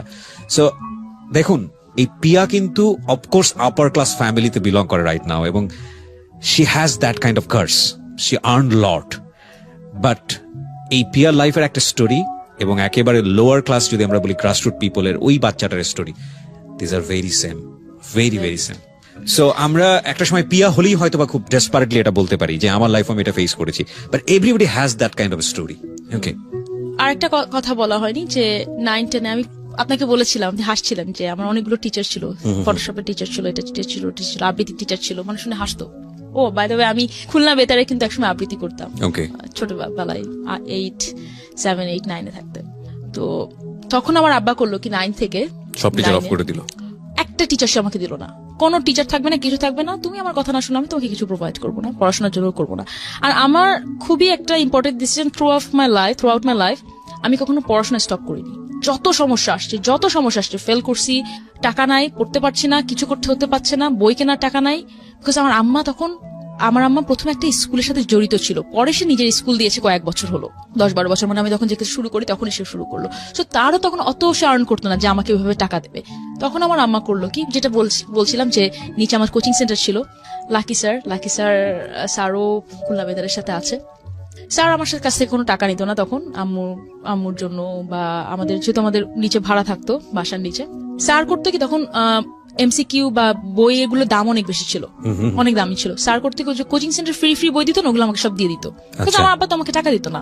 এইদিকে নিচের ইয়েতে আমার ফুপুর ছেলে থাকতো, ও আমার সাথে পড়তো, ওর জন্য ওই 4-5টা টিচার এক একজনকে 4,000-5,000 টাকা করে দিত। বাবা দিত না, আমার ফুপুই দিত। আচ্ছা, আমার একটা ফুপুর মেয়ে ছিল, ওর সাথে অত ক্লোজ ছিলাম না, বা যেটা আমার ইমিডিয়েট বড় ফুপুর ছেলে ওরা থাকতো, ওরাও পাশের বাসায় থাকতো, ওর জন্য ওরকম অ্যারেঞ্জমেন্ট ছিল।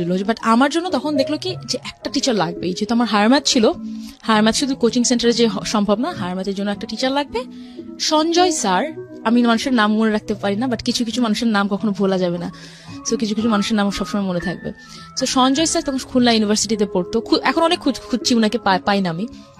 আম্মা উনাকে ঠিক করলো, উনি 1,000 টাকা নিত আমার আম্মার কাছ থেকে, সবগুলো সাবজেক্টই পড়াতো, শুধু অঙ্কের জন্য রাখা হলেও সবগুলো সাবজেক্ট পড়াতো।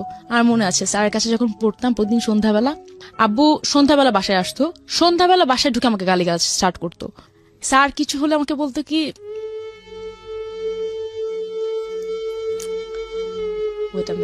ওকে, no problem, take your time. Piya, আমি একটা ব্রেক নেই। আমি এখানে শুধু একটা কথা বলতে চাই, আপনার ওর ভয়েস শুনছেন, ওকে আমি সামনে থেকে দেখছি। She is a very successful man. ওর চোখ দিয়ে যতবার পানি পড়েছে, যতবার পড়ছে এগুলো বলতে গিয়ে, আপনি রেডিওর ভয়েস শুনে সেটা ফিল করতে পারবেন না, বিকজ ও এইটা ওর ভয়েসের মধ্যে আনতে চায় না, এইটাই ও। আব্বু গালাগালি দিচ্ছে স্যারের সামনে, আমাকে শুধু মাথা নিচু করে থাকতো, আমি মাথা নিচু করে থাকতাম, স্যারের সামনে তুমি কিছু ঝগড়াও করতে পারতাম না। স্যার বলতো কি তুমি কিছু তাকাও না, শুধু পড়ো, কান দিও না, শুধু পড়ো। বিকজ উনিও এত লজ্জা পেত, খুব ভদ্র ছেলে ছিল, স্বাভাবিক হিন্দু একটা ছেলে ছিল। তো কিছু কিছু সময় মনে আছে আমার আম্মার যখন টাকা দিতেও সমস্যা হতো, 1,000 টাকা দিতেও সমস্যা হতো, তখন স্যার কিছু বলতো না, চুপ করে থাকতো। স্যার এরকম এত সাপোর্ট দিয়েছে, এদিকে লাকি স্যারও ছিল। তো আমার জন্য তখন, আমি যখন এসএসসি পরীক্ষার রেজাল্ট খারাপ হয়, আমার জন্য তখন আমার নিজের থেকে আমার মায়ের জন্য খুব খারাপ লাগছে, বা ওই স্যারের জন্য খুব খারাপ লাগছে, যারা আমার জন্য এত কিছু করলো, তাদেরকে আমি কিছু রিটার্ন করতে পারলাম না। এটা শুধুমাত্রই আমার রিলেশনশিপের কারণে, আমার একটা বয়ফ্রেন্ড ছিল, আমি কিন্তু পড়েছি, আমি বলতে চাই আমি অনেক পড়েছি, পড়তে হতো, বিকজ আমি লুজার হয়ে থাকতে চাই না। আমি জানি আমি যদি সাকসেসফুল না হই, এই মানুষগুলো আরো মজা পেয়ে যাবে। আমি যদি আজকে ভালো রেজাল্ট করি, এই মানুষগুলোর মুখ থেমে যাবে। কিন্তু আমি জানি না, এটাকে অনেক হয়তো বা লাখে বিশ্বাস করে না, অনেক হয়তো বা বলবেন যে না, কিছু কিছু লাখ বলে কিছু নাই, কিন্তু সবকিছুই পরিশ্রম। কিন্তু আমি বিশ্বাস করি লাখ বলে কিছু আছে, এটা একেবারে আমার জীবন থেকে বলছি। নাহলে এত পড়ার পরেও এরকম ভাগ্য খারাপ করার হতে পারে না। ফাইন, পরীক্ষা তো পরবর্তীতে দিলেন এবং রেজাল্টও চলে আসলো, কিন্তু আপনি একটা সময় সিদ্ধান্ত নিলেন কোন একটা কারণে বাবাকে এটার কারণে বাসাটা ছেড়ে দেবেন বা অন্য কোথাও থাকবেন। দ্যাট মোমেন্টে আপনি জায়গা খুঁজছেন আসলে কোথায় থাকবেন। হ্যাঁ, তখন জায়গা খুঁজছি। হ্যাঁ, আমি একটা জায়গায় একটু খেয়ে হারিয়ে ফেলেছিলাম, সেটা হচ্ছে আমি মনে করতে পারছিলাম না ছেলেটার সাথে আমার কবে ব্রেকআপ হলো হচ্ছে আমার যখন প্রথমবার রেজাল্ট দেয়, যখন এফ পেলাম, তখন ও আমার ফোন ধরে না, ও তো ভয়ে থাকলো যে আল্লাহ কি হবে, ও তো আমার জন্যই মনে হয় ফেল করছে, এটা তো এখন আমার উপর ছাড়বে, বা যাই হোক ফেল করছে না, ফ্রেন্ডদের মধ্যে ফেল করছে, জাস্ট আমার 1 বছরের বড় ছিল, তো ও খুব লজ্জা পেত, তুই ফেল করছো এটা। ও আমার কিছুদিন ফোন তুললো না, কিছুদিন, বেশি এটা যে বড় রিজন তা না। তারপরের ঘটনা ছিল রূপসা ব্রিজ, এটার পরের ঘটনা। রূপসা ব্রিজের ছেলেটার কাছ থেকে যখন ওরকম খুব একটা ধাক্কা খেলাম, পাশাপাশি একটা রিজন তো ছিল আমার ভাই, আর এই ছেলেটার কারণে, দুইটা মিশে কম্বিনেশন, যে আমার ফ্যামিলির কাছ থেকে আমি এত কথা শুনছি, আর এই ছেলেটা এসে আমার সাথে এরকম উল্টাপাল্টা ডিচ করলো, আর এদিকে ফ্যামিলির তো সমস্যা আছেই। তখন আমি ঢাকায় চলে আসি। ঢাকায় প্রথমে আসি আমার ফুপুর কাছে 1 মাসের জন্য, আমার কাজিনের সাথে খুব ঘোরাঘুরি করলাম। ঘোরাঘুরি করার পরে একটা টাইমে তো আমার ব্যাক করতেই হবে খুলনায়, কিছু করার নাই। তখন আমি আম্মুকে খুলনায় আসলাম, আম্মুকে আমি বললাম যে আম্মু আমি ঢাকায় যাবো, আমি একবার থাকবো। বলি না, ঢাকায় আমি তোমাকে রাখবো কিভাবে কি করবো? আমি পারবো আম্মা, আমি হয়তো বা পড়াশোনা করাবো, টিউশনি করবো, বা ছোট বাচ্চাদের পড়াবো, আমি কোনো না কোনো ভাবে আমি করে নিতে পারবো, অসুবিধা হবে না। তো একটা টাইমে তখন হাই-ফাইভ ছিল, ফেসবুকের আগে খুব পপুলার ছিল এটা, রাইট? হাই-ফাইভ ছিল।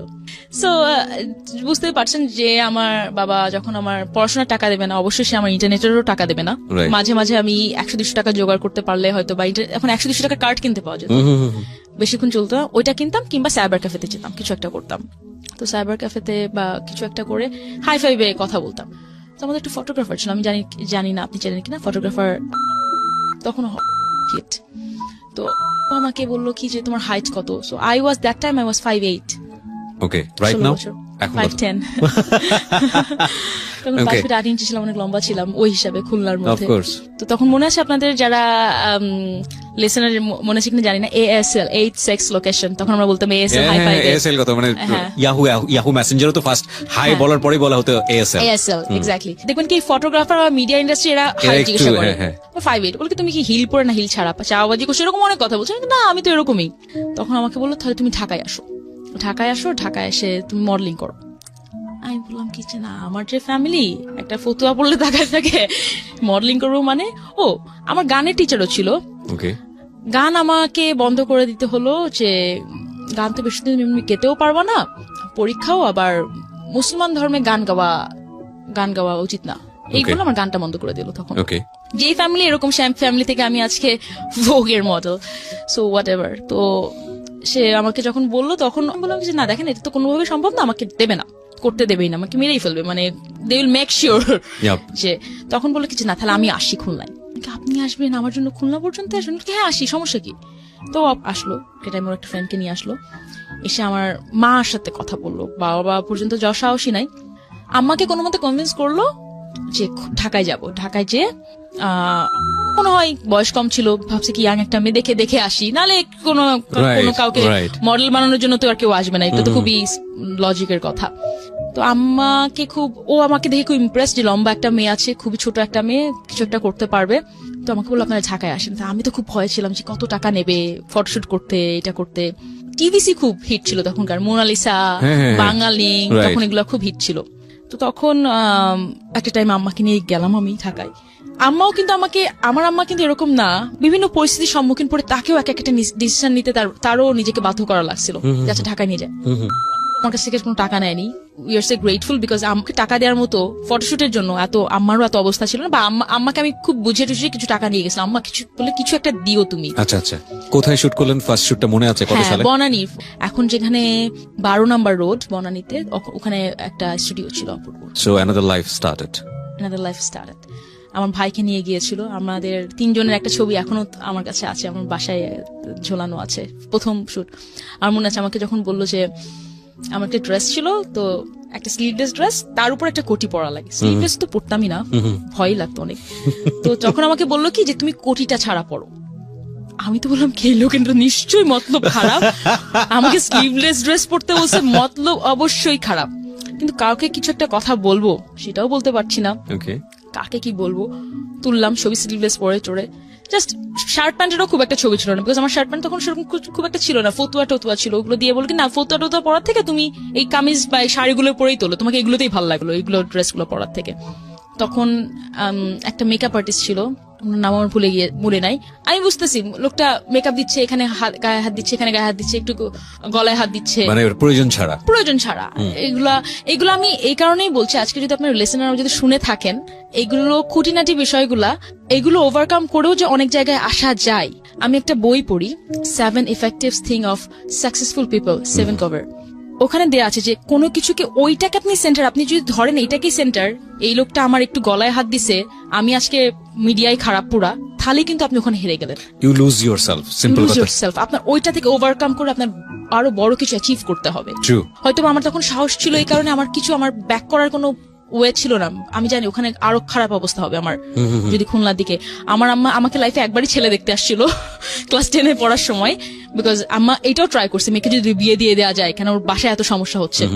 তো ছেলে কি হয়েছে পরবর্তীতে? দোয়া পড়তে পড়তে বাড়ি থেকে না ছেলে 2টা বোন আসছিল আমাকে দেখতে, খুলনার সেফ অ্যান্ড সেফ একটা জায়গা আছে ফুড কোর্টে, আমার বড় বোনের নাম কি, আমার নাম পিয়া, সো ওরা 2 বোন পিয়া আসছে দেখতে। ছেলে অস্ট্রেলিয়ায় থাকে, তখন তো খুব হিট ছিল যে ছেলে বিদেশি মানেই বেস্ট জামাই, এখনো আছে তাই না? আচ্ছা, তো যখন আমাকে বললো, তো যাই হোক ছেলেটার নাম্বার আমাকে দিয়েছিল, বলে কি আমাকে ওর বোনরা এসে বললো, ছেলেটাও আসছিল, তখন ছেলেটা আমাকে ফোন নাম্বার দিল, কথা বললো, আমাকে ফোন দিয়েছিল। তো আমি বললাম কি দেখেন আমার বয়ফ্রেন্ড আছে, ডোন্ট কল মি এগেন। তখন আমার তো বয়ফ্রেন্ড ছিল ওই ছেলেটা, তো ওকে আমি বলে দিয়েছি, ওরা আর আমার দিকে আর ঘুরেই তাকায়নি আর কখনো। তো এরকম বেশ কিছু, মানে আমার আম্মা মোটামুটি সব ট্রাই করা শেষ। তো আপনি গল্পটা বলছিলেন এই কারণেই যে এই ছোট একটা ঘটনাকে কেন্দ্র করে ঠিক আছে আমি করবো না মডেলিং, বাসায় ফিরে যাবো, সে রাস্তাটা ছিল না। হ্যাঁ, যে ওইটাও ছিল না আমার।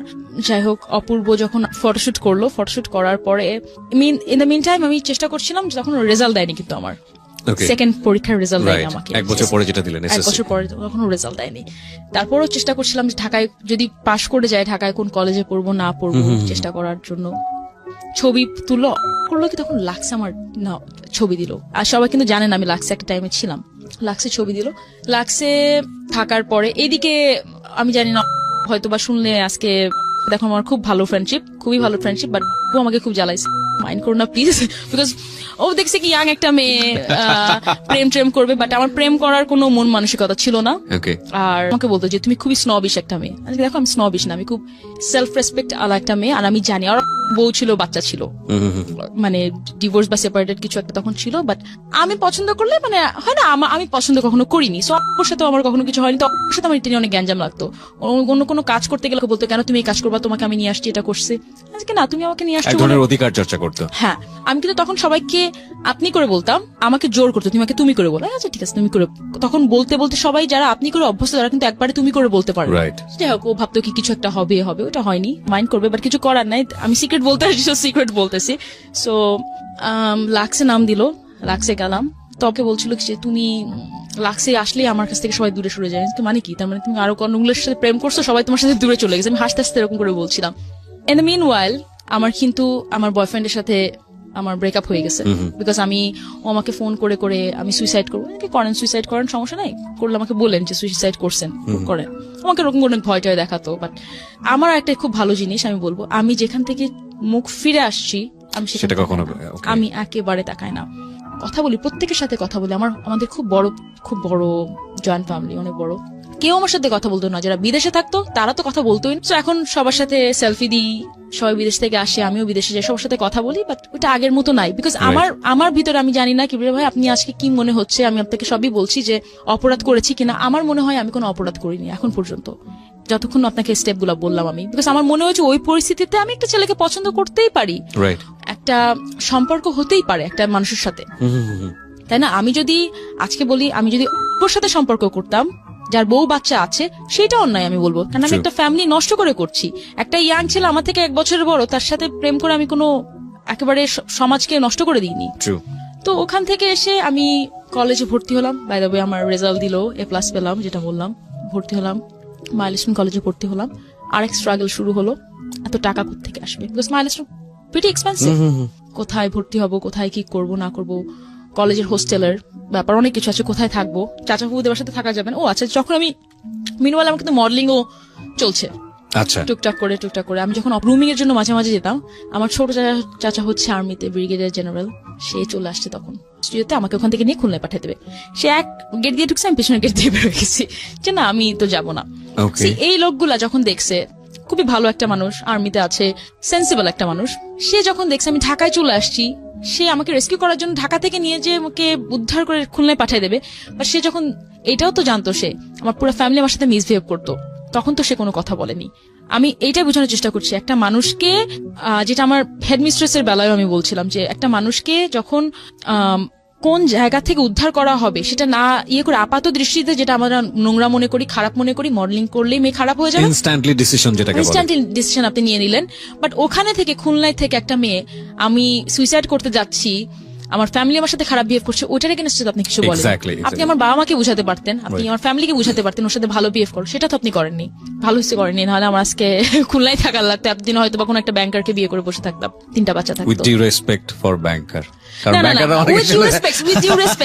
আমি কোনো ছোট করতে চাচ্ছি না, আমার জামাইও কিন্তু জবই করে, আমার জামাইও জব করে। আমি ব্যাংকার এই কারণে বলছি, আমি আপনাদের কমপ্লিমেন্ট দিচ্ছি, বিকজ তারা ভাবতো কি যে না, আমার ফ্যামিলি এখনো কিছু কিছু ফ্যামিলির মেম্বাররা মনে করে 9 to 5 যারা জব করে তারাই বেস্ট।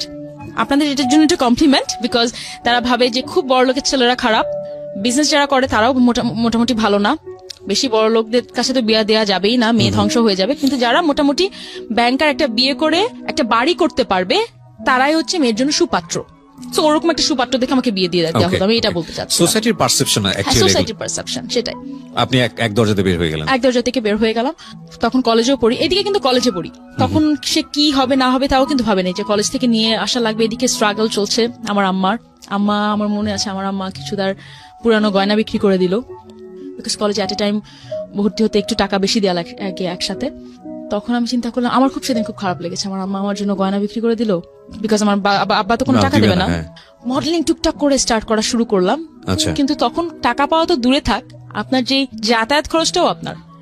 কোনো প্রথম মডেলিং এ করলে কোনো টাকাই নাই। কোথায় আসলো প্রথম ছবিটা, কোথায় আসলো বা কোথায় কাজ করলেন? ওখানে ম্যাক্সিমাম কাজ আমার কিন্তু থাকে না, মানে কোন প্রোডাক্টের মডেলিং করা। এবি ফ্যাশন, বাবুল ভাই হচ্ছে এবি ফ্যাশনের উদ্যোক্তা। বাবুল ভাইয়ের সাথে আমার এখনো পরিচয় আছে, আমি এখনো বলি বাবুল ভাই এবি ফ্যাশন দিয়ে কিন্তু আমার কাজ শুরু। আমি কক্সবাজার একবার কাজ করতে গেছি, আমার খুব খুশি ছিল, আমি আমার আম্মুকে নিয়ে গেছিলাম।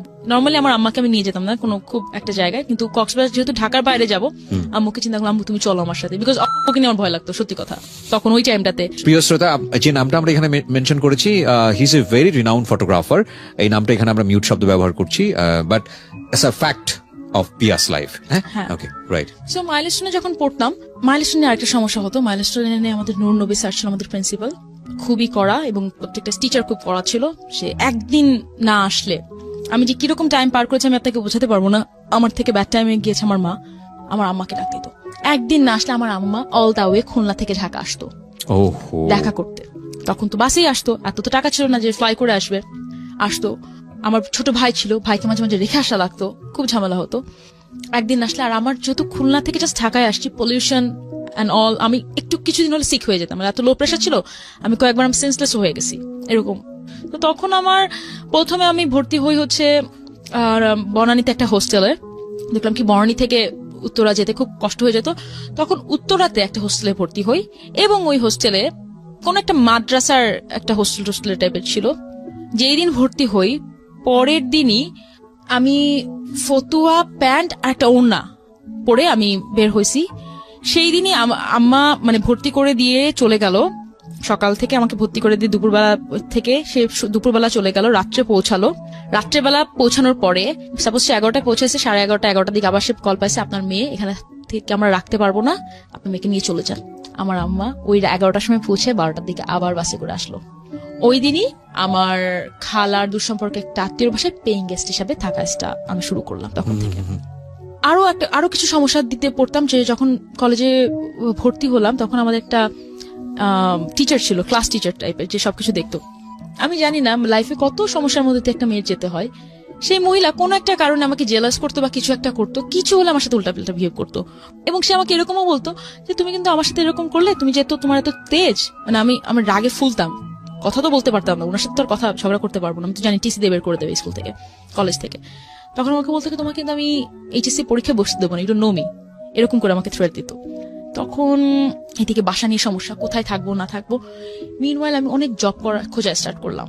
যাই হোক, আমার আব্বার কিছু কাজে আসছে, অ্যাবোট ফটোশপের একটা কাজ করা শুরু করলাম একটা জার্মান কোম্পানিতে। ওদের গার্মেন্টস ছিল, গার্মেন্টসের ছবিগুলো কাপড়ের ছবিগুলো তুলতো, ওগুলো আমার ক্রপ করে সুন্দর করে নিয়ে একটু কালার কারেকশন করে রাখা লাগতো। এরকম একটা পার্ট টাইম একটা জব করলাম। পর দেখলাম দ্যাটস নট সাফিসিয়েন্ট, 4,000-5,000 টাকা দিত, যে এসে সম্ভব হতো না। তারপরে চিন্তা করলাম ব্যাটের, ব্রিটিশ আমেরিকান টোব্যাকোর জন্য একটা কাজ করব ব্র্যান্ড অ্যাডমায়ার হিসাবে। বিভিন্ন রেস্টুরেন্টে যে আমার যারা সিগারেট খায় তাদের সাথে কথা বলা লাগবে, তাদের ইন্টারেস্ট কি না কি। তখন আমাকে প্রথম আইপ্যাড একটা দিল হাতে, তখন আইপ্যাড সেরকম আসেনি। তখন আইপ্যাড এই যে মানে ব্যাটের মতো বড় বড় কোম্পানিরা নিয়ে আসছে, যে আপনি এগুলোতে টিক দিয়ে মানে খুবই স্যুট পরে যাবেন। আমার মনে আছে আমাকে 15,000 টাকা করে দিত তখন। তো আমি আম্মুকে বললাম, আম্মু এখন আমার আর পড়তে সমস্যা হবে না, আমি বা পেইং গেস্ট। আপনি ব্রিটিশ আমেরিকান টোবাকোতে সেই সময়তে জব করছেন। তো এই জবটা কিভাবে পেয়েছি এটাও বলি। তো আমি যখন টুকটাক মডেলিং করা স্টার্ট করেছি, তখন আরেকটা মডেল তখন নর্থ এসে পড়তো, একটা ভাইয়া ছিল, খুবই ভালো একটা ফ্যামিলি থেকে।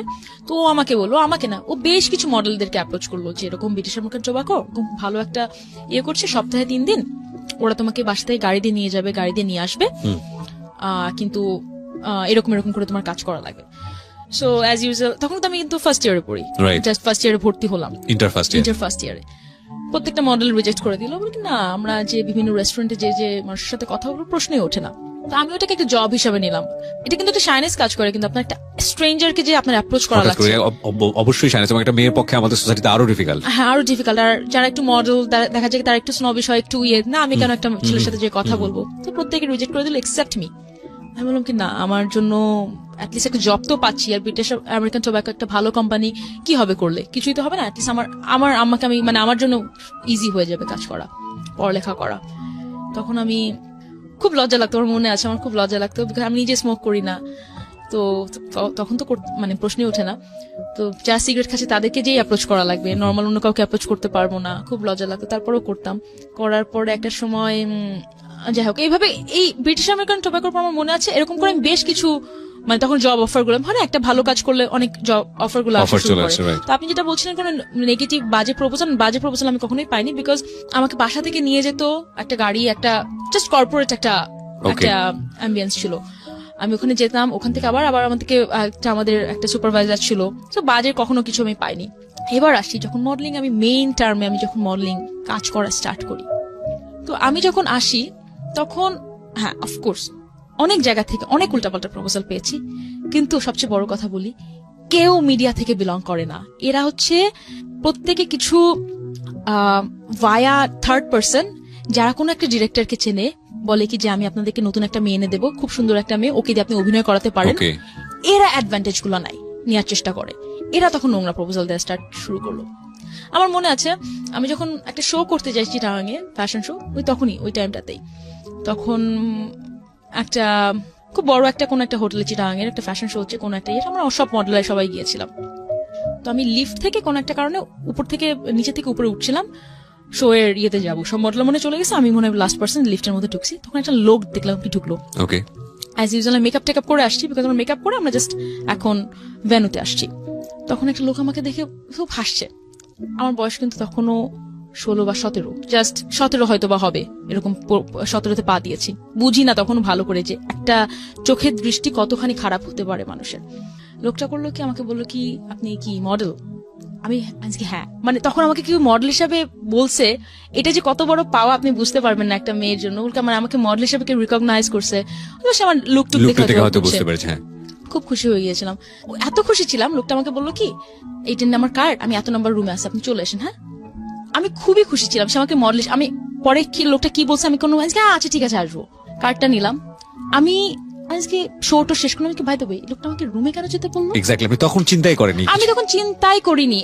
আমি সেই দিন রাত্রে এত কাঁদছি যে জাস্ট বিকজ আমি মডেলিং এ আসলাম। এর আগে কিন্তু আমার এত নোংরা, হয়তো বা হ্যাঁ আমার বাবা গালি দিয়েছে, আমার একটা বয়ফ্রেন্ডের সাথে আমি থাকছি, বাট আমার এত নোংরা কথা শুনতে হয়নি কিন্তু কখনো। মানে he was treating me like a prostitute, এবং এটা সে ট্রিট করে না, পুরো সোসাইটি কি ট্রিট করে না, সোসাইটি এইভাবে ট্রিট করে। আমি এত কাঁদছিলাম, আমার মনে আছে। তারপর আস্তে আস্তে যখন বাজে অফার, নোংরা অফার গুলো কিছু কিছু ক্ষেত্রে পেতাম, গালি দিতাম।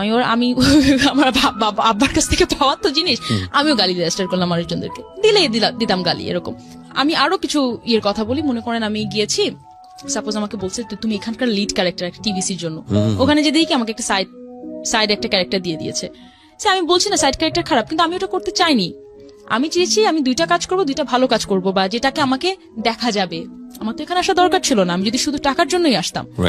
তখন আমার এরকম হয়েছে, আমি এরকম 2-3টা অন স্পট শুটিং শুরু হয়ে গেছে, আমি ওখান থেকে চলে আসছি। এরকম চলে আসার পর থেকে একটা ব্যাড রেকর্ড বল না, এই মেয়েটাকে তো নেওয়া যাবে না, ও তো শুটিং স্পট থেকে চলে যায়। একটা নাটকে গিয়েছি, নাটকে তো আমার তো সবসময় পড়ালেখা করা লাগতো, বিকজ মাইলস্টোন একটা প্রেশার তো ছিল। এত কিছুর মধ্যে তো পড়াশোনাও করতাম, ক্লাসেও যেতাম, ম্যাক্সিমাম রিহার্সালে যেতাম হচ্ছে 2টা ফিতা চুরি করে, একটা ব্লু ড্রেস পরে, কলেজের ড্রেস পরে। সবাই তো ভাবতে স্কুল থেকে আসতেছে ছোট একটা মেয়ে। তো তখন যখন আমি কলেজে এরকম ড্রেস আপে যাওয়া শুরু করলাম, সবাই মানে হয় না, দেখবেন কি ছোট মেয়ে বা যারা বোঝে না তাদের উপর টার্গেট আরো বেশি থাকে। এবং আমি আরেকটা জিনিস দেখছি, যারা দেখে, আমার এগুলো এখন ফেস করা তো লাগেই না, বাট প্রথম একটু ফেস করছি, যে যারা দেখে যে কিছু কিছু নোংরা শ্রেণী আছে, যে সবাই কিন্তু আমি বলবো না ভালো, বা যে মেয়েটা জাস্ট বিকজ টাকার বিনিময়ে থাকছে কারোর সাথে, আমি তাকেও খারাপ হিসেবে জাজ করার মতো আমি কেউ না। হয়তোবা আমার এতটুকু অ্যাবিলিটি বা কোয়ালিটি ছিল, আমি ব্রিটিশ আমেরিকান টোব্যাকোর মতো একটা জায়গায় কাজ করে 15,000 টাকা পেয়েছি। হয়তোবা ওই মেয়েটার পুরো ফ্যামিলি চালানো লাগে, আমার তো ফ্যামিলি চালানো লাগে, সে হয়তো 15,000 টাকা দিয়ে ফ্যামিলি চালিয়েছে, আমি তাকে জাজ করার মতো কেউ না। তো আমি ওই মেয়েটাকেও খারাপ বলতে চাচ্ছি না, কিন্তু কিছু কিছু নোংরা মানুষ থাকে যারা চায় এরা টাকার বিনিময়ে কারোর সাথে থাকে না, তাদেরকে আমরা পোক করবো। মানে একটা ভালো মেয়েকে বা যে এই কাজটা কখনো করেনি তাকে আমরা কিভাবে কাছে আনতে পারবো, এরকম আমি কিছু কিছু পাবলিক পেয়েছি। ওরকম সো আপনি কতক্ষণ একা আপনি ফাইট করবেন, আপনার বাবা নাই, আপনার মা নাই পাশে। মেন টাইম ওই ফটোগ্রাফার আমাকে ডিস্টার্ব করতো।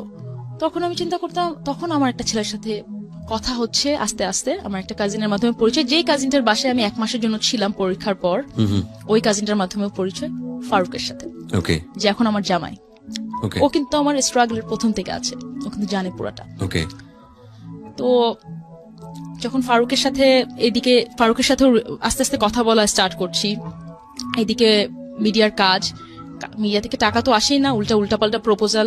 কিন্তু আমি বারবার বলছি, দেখেন এই প্রপোজাল গুলো যারা আসে, আমি এই পর্যন্ত ডিরেক্টলি কোনো মিডিয়ার মানুষের কাছ থেকে পাইনি।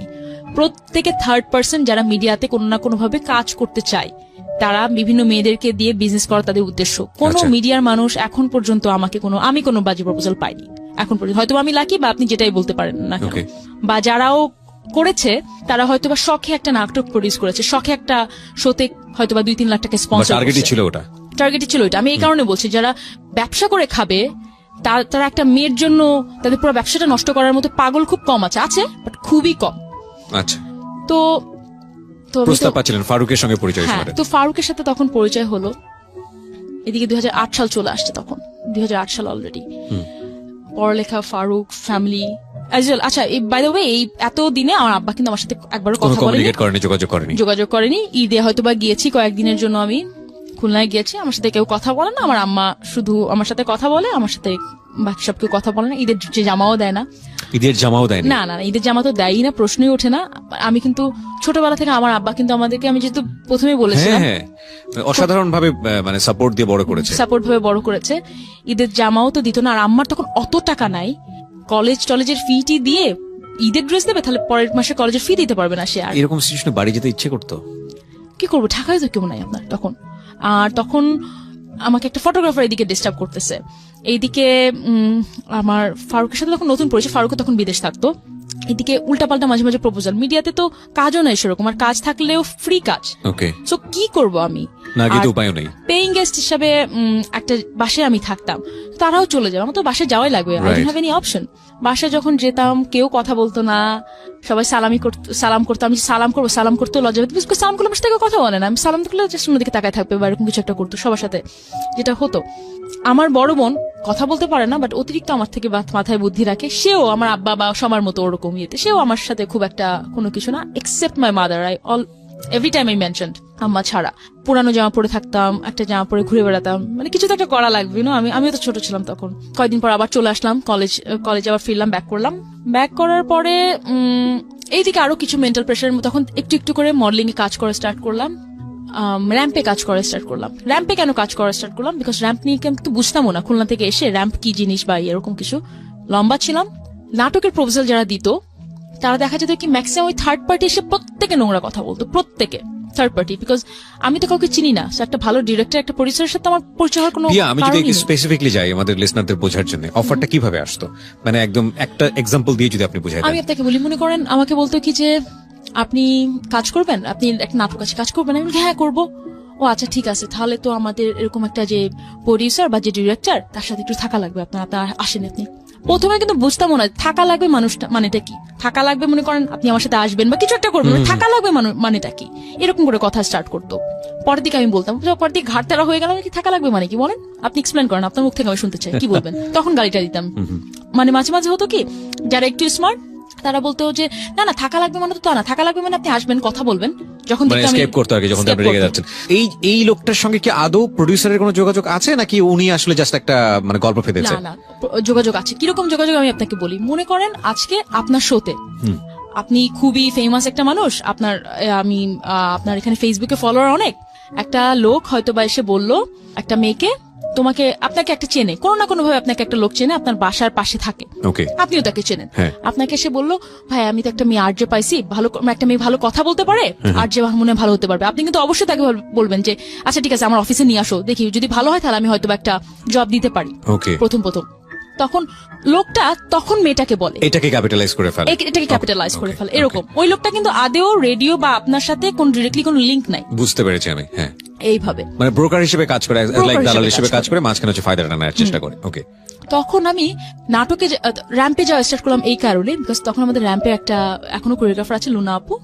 তো মনে করেন 15টা মেয়ের মধ্যে র্যাম্প নিয়ে মানুষের এত একটা খারাপ ধারণা, তাদের উদ্দেশ্যে বলতে চাই 15টা মেয়ের জন্য 15টা মেয়েকেই যখন কাজ করাবে বা একটা র্যাম্পের জন্য আনাবে, তখন এরকম কোনো নাই যে 15টা মেয়েকে থাকা লাগবে বা এরকম, তখন র্যাম্প থেকে আমি কোনো নোংরা অফার পাইনি। তখন আমার র্যাম্পে চলে আসা হয় এইভাবেই চলে আসা। নাটকে ফার্স্টে দেখলাম, এসকেপ করলেন, দেন আপনি র্যাম্পে বেটার মনে করলেন, ওখানে গেলেন। থার্ড পার্টির জন্য আমার এসকেপ করা লাগলো।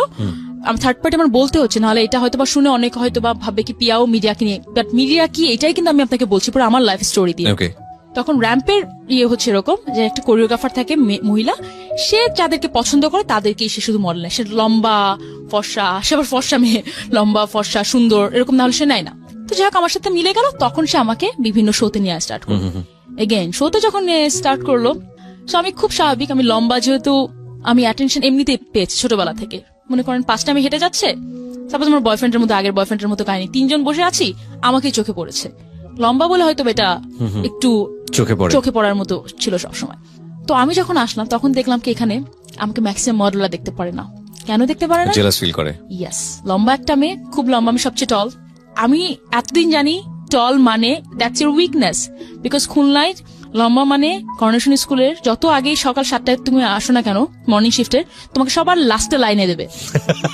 আমি যে কি কষ্টটা পেতাম আমি জানি টল মানে উইকনেস, টল মানে যে স্ট্রংগেস্ট পয়েন্ট হতে পারে, এটা আমার ধারণাতেই ছিল না। আমি চিন্তা করতাম এই মেয়েগুলো আমাকে দেখতে পারে না কেন। আর আমি সুন্দর করে কথা বলতাম, কিন্তু আমার ড্রেস আপ ওদের মতো অত ভালো ছিল না। স্বাভাবিকভাবে টাকাও নাই কেনার, খুলনা থেকে আসি, বুঝিও না কি করা লাগবে।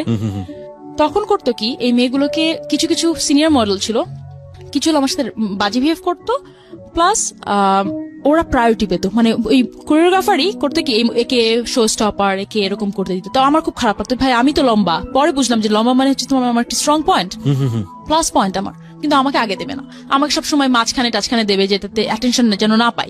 আচ্ছা, মানে কাছের মডেলদের সে আগে প্রায়োরিটি দিত। বাট এগুলোতে আমি খুব আপসেট হয়ে যেতাম যে কেন, মানে আমার কোন একটা প্লাস পয়েন্ট আছে, কেন আপনি আমাকে দিচ্ছেন না, কেন আপনি একটা শর্ট গার্লকে দিচ্ছেন। আমার এগুলো নিয়ে খুব সবসময় ছিল তখন থেকে। তো আপনি দেখেন কত জায়গা থেকে আমি জাস্ট বাধা।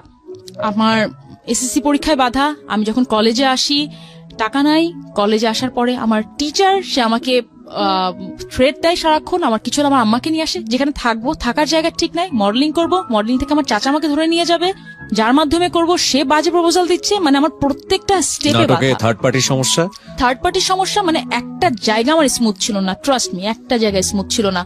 আমি বললাম কি এই কি প্রত্যেকটা জায়গায় সমস্যা। তখন আমার মনে হলো আমি কি খুলনায় ঠিক ছিলাম, আমার অনেকবার মনে হচ্ছে। ফাইন, একটা কথা আছে, নেভার এভার গিভ আপ করা কোনো লাইফ না।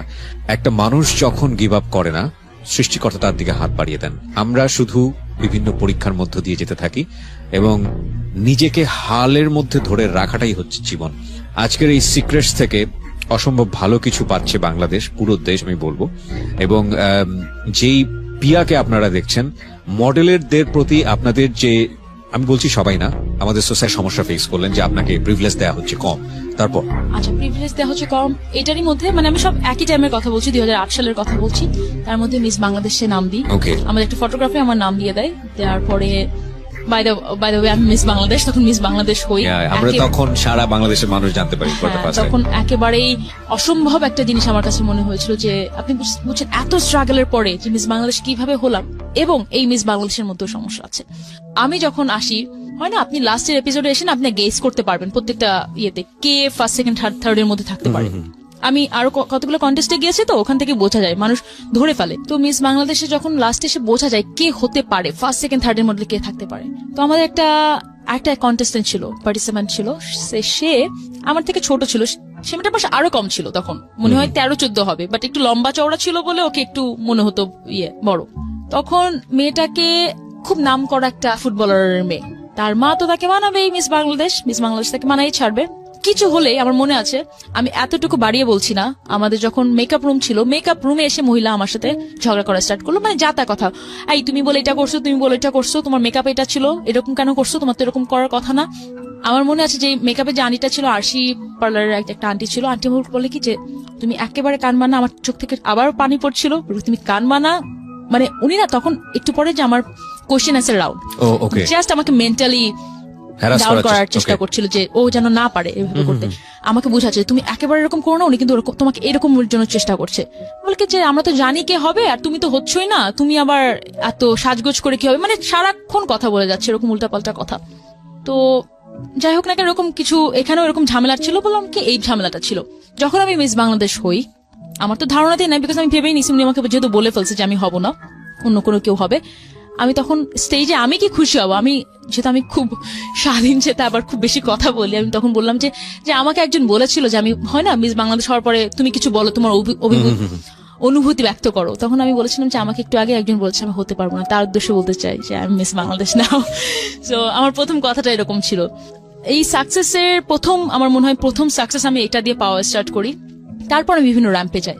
চিন্তা করেন আমি মিস বাংলাদেশ হয়ে গিয়েছি, তারপরেও আমার এত প্রবলেম, আমাকে উল্টাপাল্টা কথা বা আমাকে কোরিওগ্রাফার লাইমলাইটে আনবে না, মডেলরা উল্টাপাল্টা বিহেভ করছে, তারপরেও এত সমস্যা আছে। মিস বাংলাদেশের সাকসেস না, সাকসেসের জাস্ট ট্রাভেলের শুরু, মেন ট্রাভেলের শুরু। এতদিন ট্রাভেল দেখেছি ঘরের মধ্যে, আমার বাবা, আমার ফ্যামিলির মধ্যে। বাইরের জগৎ যে কত খারাপ হতে পারে এটা আসলে ধারণা করার মতো ছিল না। তখন কাজ করা স্টার্ট করি। কিছু কিছু মডেলের সাথে আমার মনে আছে সিনিয়র মডেলের সাথে বেশি কথা বলা যায় না, উল্টাপাল্টা কথা বলে বসে। আমি তো ঝগড়া লেগে যেত আমার সাথে, কারণ আমি যতক্ষণ ভেবেছি যে আমি রং না, আমি কোথাও থামিনি। আমাকে যখন মনে হয়েছে যে আমার এই জায়গাটা করা উচিত হবে না, আমি নিজে সরে আসছি। আমার মনে আছে যখন আমি আরেকটু আমার পাস্টে যাই, যখন আমি এসএসসি পরীক্ষা ক্লাস 9-10 পড়ি, আমার একটা কাজিন ছিল, সে বাসা থেকে পালায় যায় একটা ছেলের সাথে, আমার সাথেই পড়তো, কিন্তু বাসা থেকে পালায় যায় একটা ছেলের সাথে। তখন আমাকে আমার বয়ফ্রেন্ডটা বলে চল আমরাও পালাই, যে আমার কাছে 1 লাখ টাকা আছে। আমি বললাম কি আমরা 1 লাখ টাকা নিয়ে কয়দিন থাকবো, তারপরে কি করবো? বলে তারপরটা পরে দেখা যাবে। বলে না পরেরটা কি হবে, তাহলে আপনার কলেজ কি হবে, আমার কলেজ কি হবে? বলে কি না ওটা হয়ে যাবে। বলে না আমার তো এসএসসি পরীক্ষাও সামনে, তখন তো পড়তে পারবো না অনেকদিন। মানে আমি না ছোটবেলা থেকে তো প্র্যাকটিক্যাল, আমি পরেরটা চিন্তা করছি না। আচ্ছা ঠিক আছে পালানোর পরেরটা কি হবে। তখন আমি আর কিন্তু পালাইনি, কারণ আমার কথা হচ্ছে যখন আমি দেখেছি যে এটা প্র্যাকটিক্যালি আমার জন্য ঠিক হবে না, প্লাস আমার আব্বা আম্মা কি করবে, আব্বা আম্মার ঝামেলা হবে। বিকজ ওই ছেলেটা আমাকে এই কারণে বলছিল যে তোমার ফ্যামিলি থেকে তোমার এত প্রবলেম হচ্ছে, তুমি চলে আসো। আপনার ফ্যামিলি তো মিন ওয়াইল, আমি আরেকটু একটা কথা মেনশন করি, এই ছেলেটার মা আমার বাসায় চলে আসে। আমার বাসায় এসে আমার আম্মাকে উল্টাপাল্টা অনেক কথা বলে যে আপনার মেয়ে এটা করে, এবং এই ছেলেটার মাকে আমার ফুপু ফোন করে আনাইছিল, ইচ্ছা করে যাতে আমার মাকে আরো বেশি হারাস করা যায়। যাই হোক, কয়েক বছর আগে প্রথম আলোতে যখন আমার কি একটা ইন্টারভিউ যাচ্ছে, একান্ত সাক্ষাৎকার এরকম টাইপের কিছু একটা, তখন আমি I'm a very straightforward girl. আমাকে বলেছে প্রথম প্রেম কোনটা, প্রথম সবকিছু এরকম নিয়ে কথা। তাই আমি বলেছিলাম প্রথম প্রেম ছিল এটা। তো তখন সেই দিন দেখা কতটুকু চেপেছিল, মানে আমার অনুষ্ঠানে বেশি নাকি ওখানে বেশি? না শুধু প্রথম মানে প্রথম ভালো লাগা কি, প্রথম র্যাম্প কি, প্রথম কাজ কি। ওকে, বুঝতে পেরেছি। সো ওখানে ডেসক্রিপটিভ হওয়ার কোনো সুযোগ ছিল না। ডেসক্রিপশন তো প্রশ্নে ওঠে না। আজকে যাই হোক হয়ে গেল। ওকে, ছেলেটার মা আমাকে ফোন দিয়েছিল সেদিন। শি ওয়াজ ভেরি হ্যাপি যে তার ছেলেকে নিয়ে কথা হচ্ছে, প্রথম আলোর মতো পেপারে আসছে এরকম একটা। পিয়া, তখন আমার বিয়ে হয়ে গেছে অলরেডি।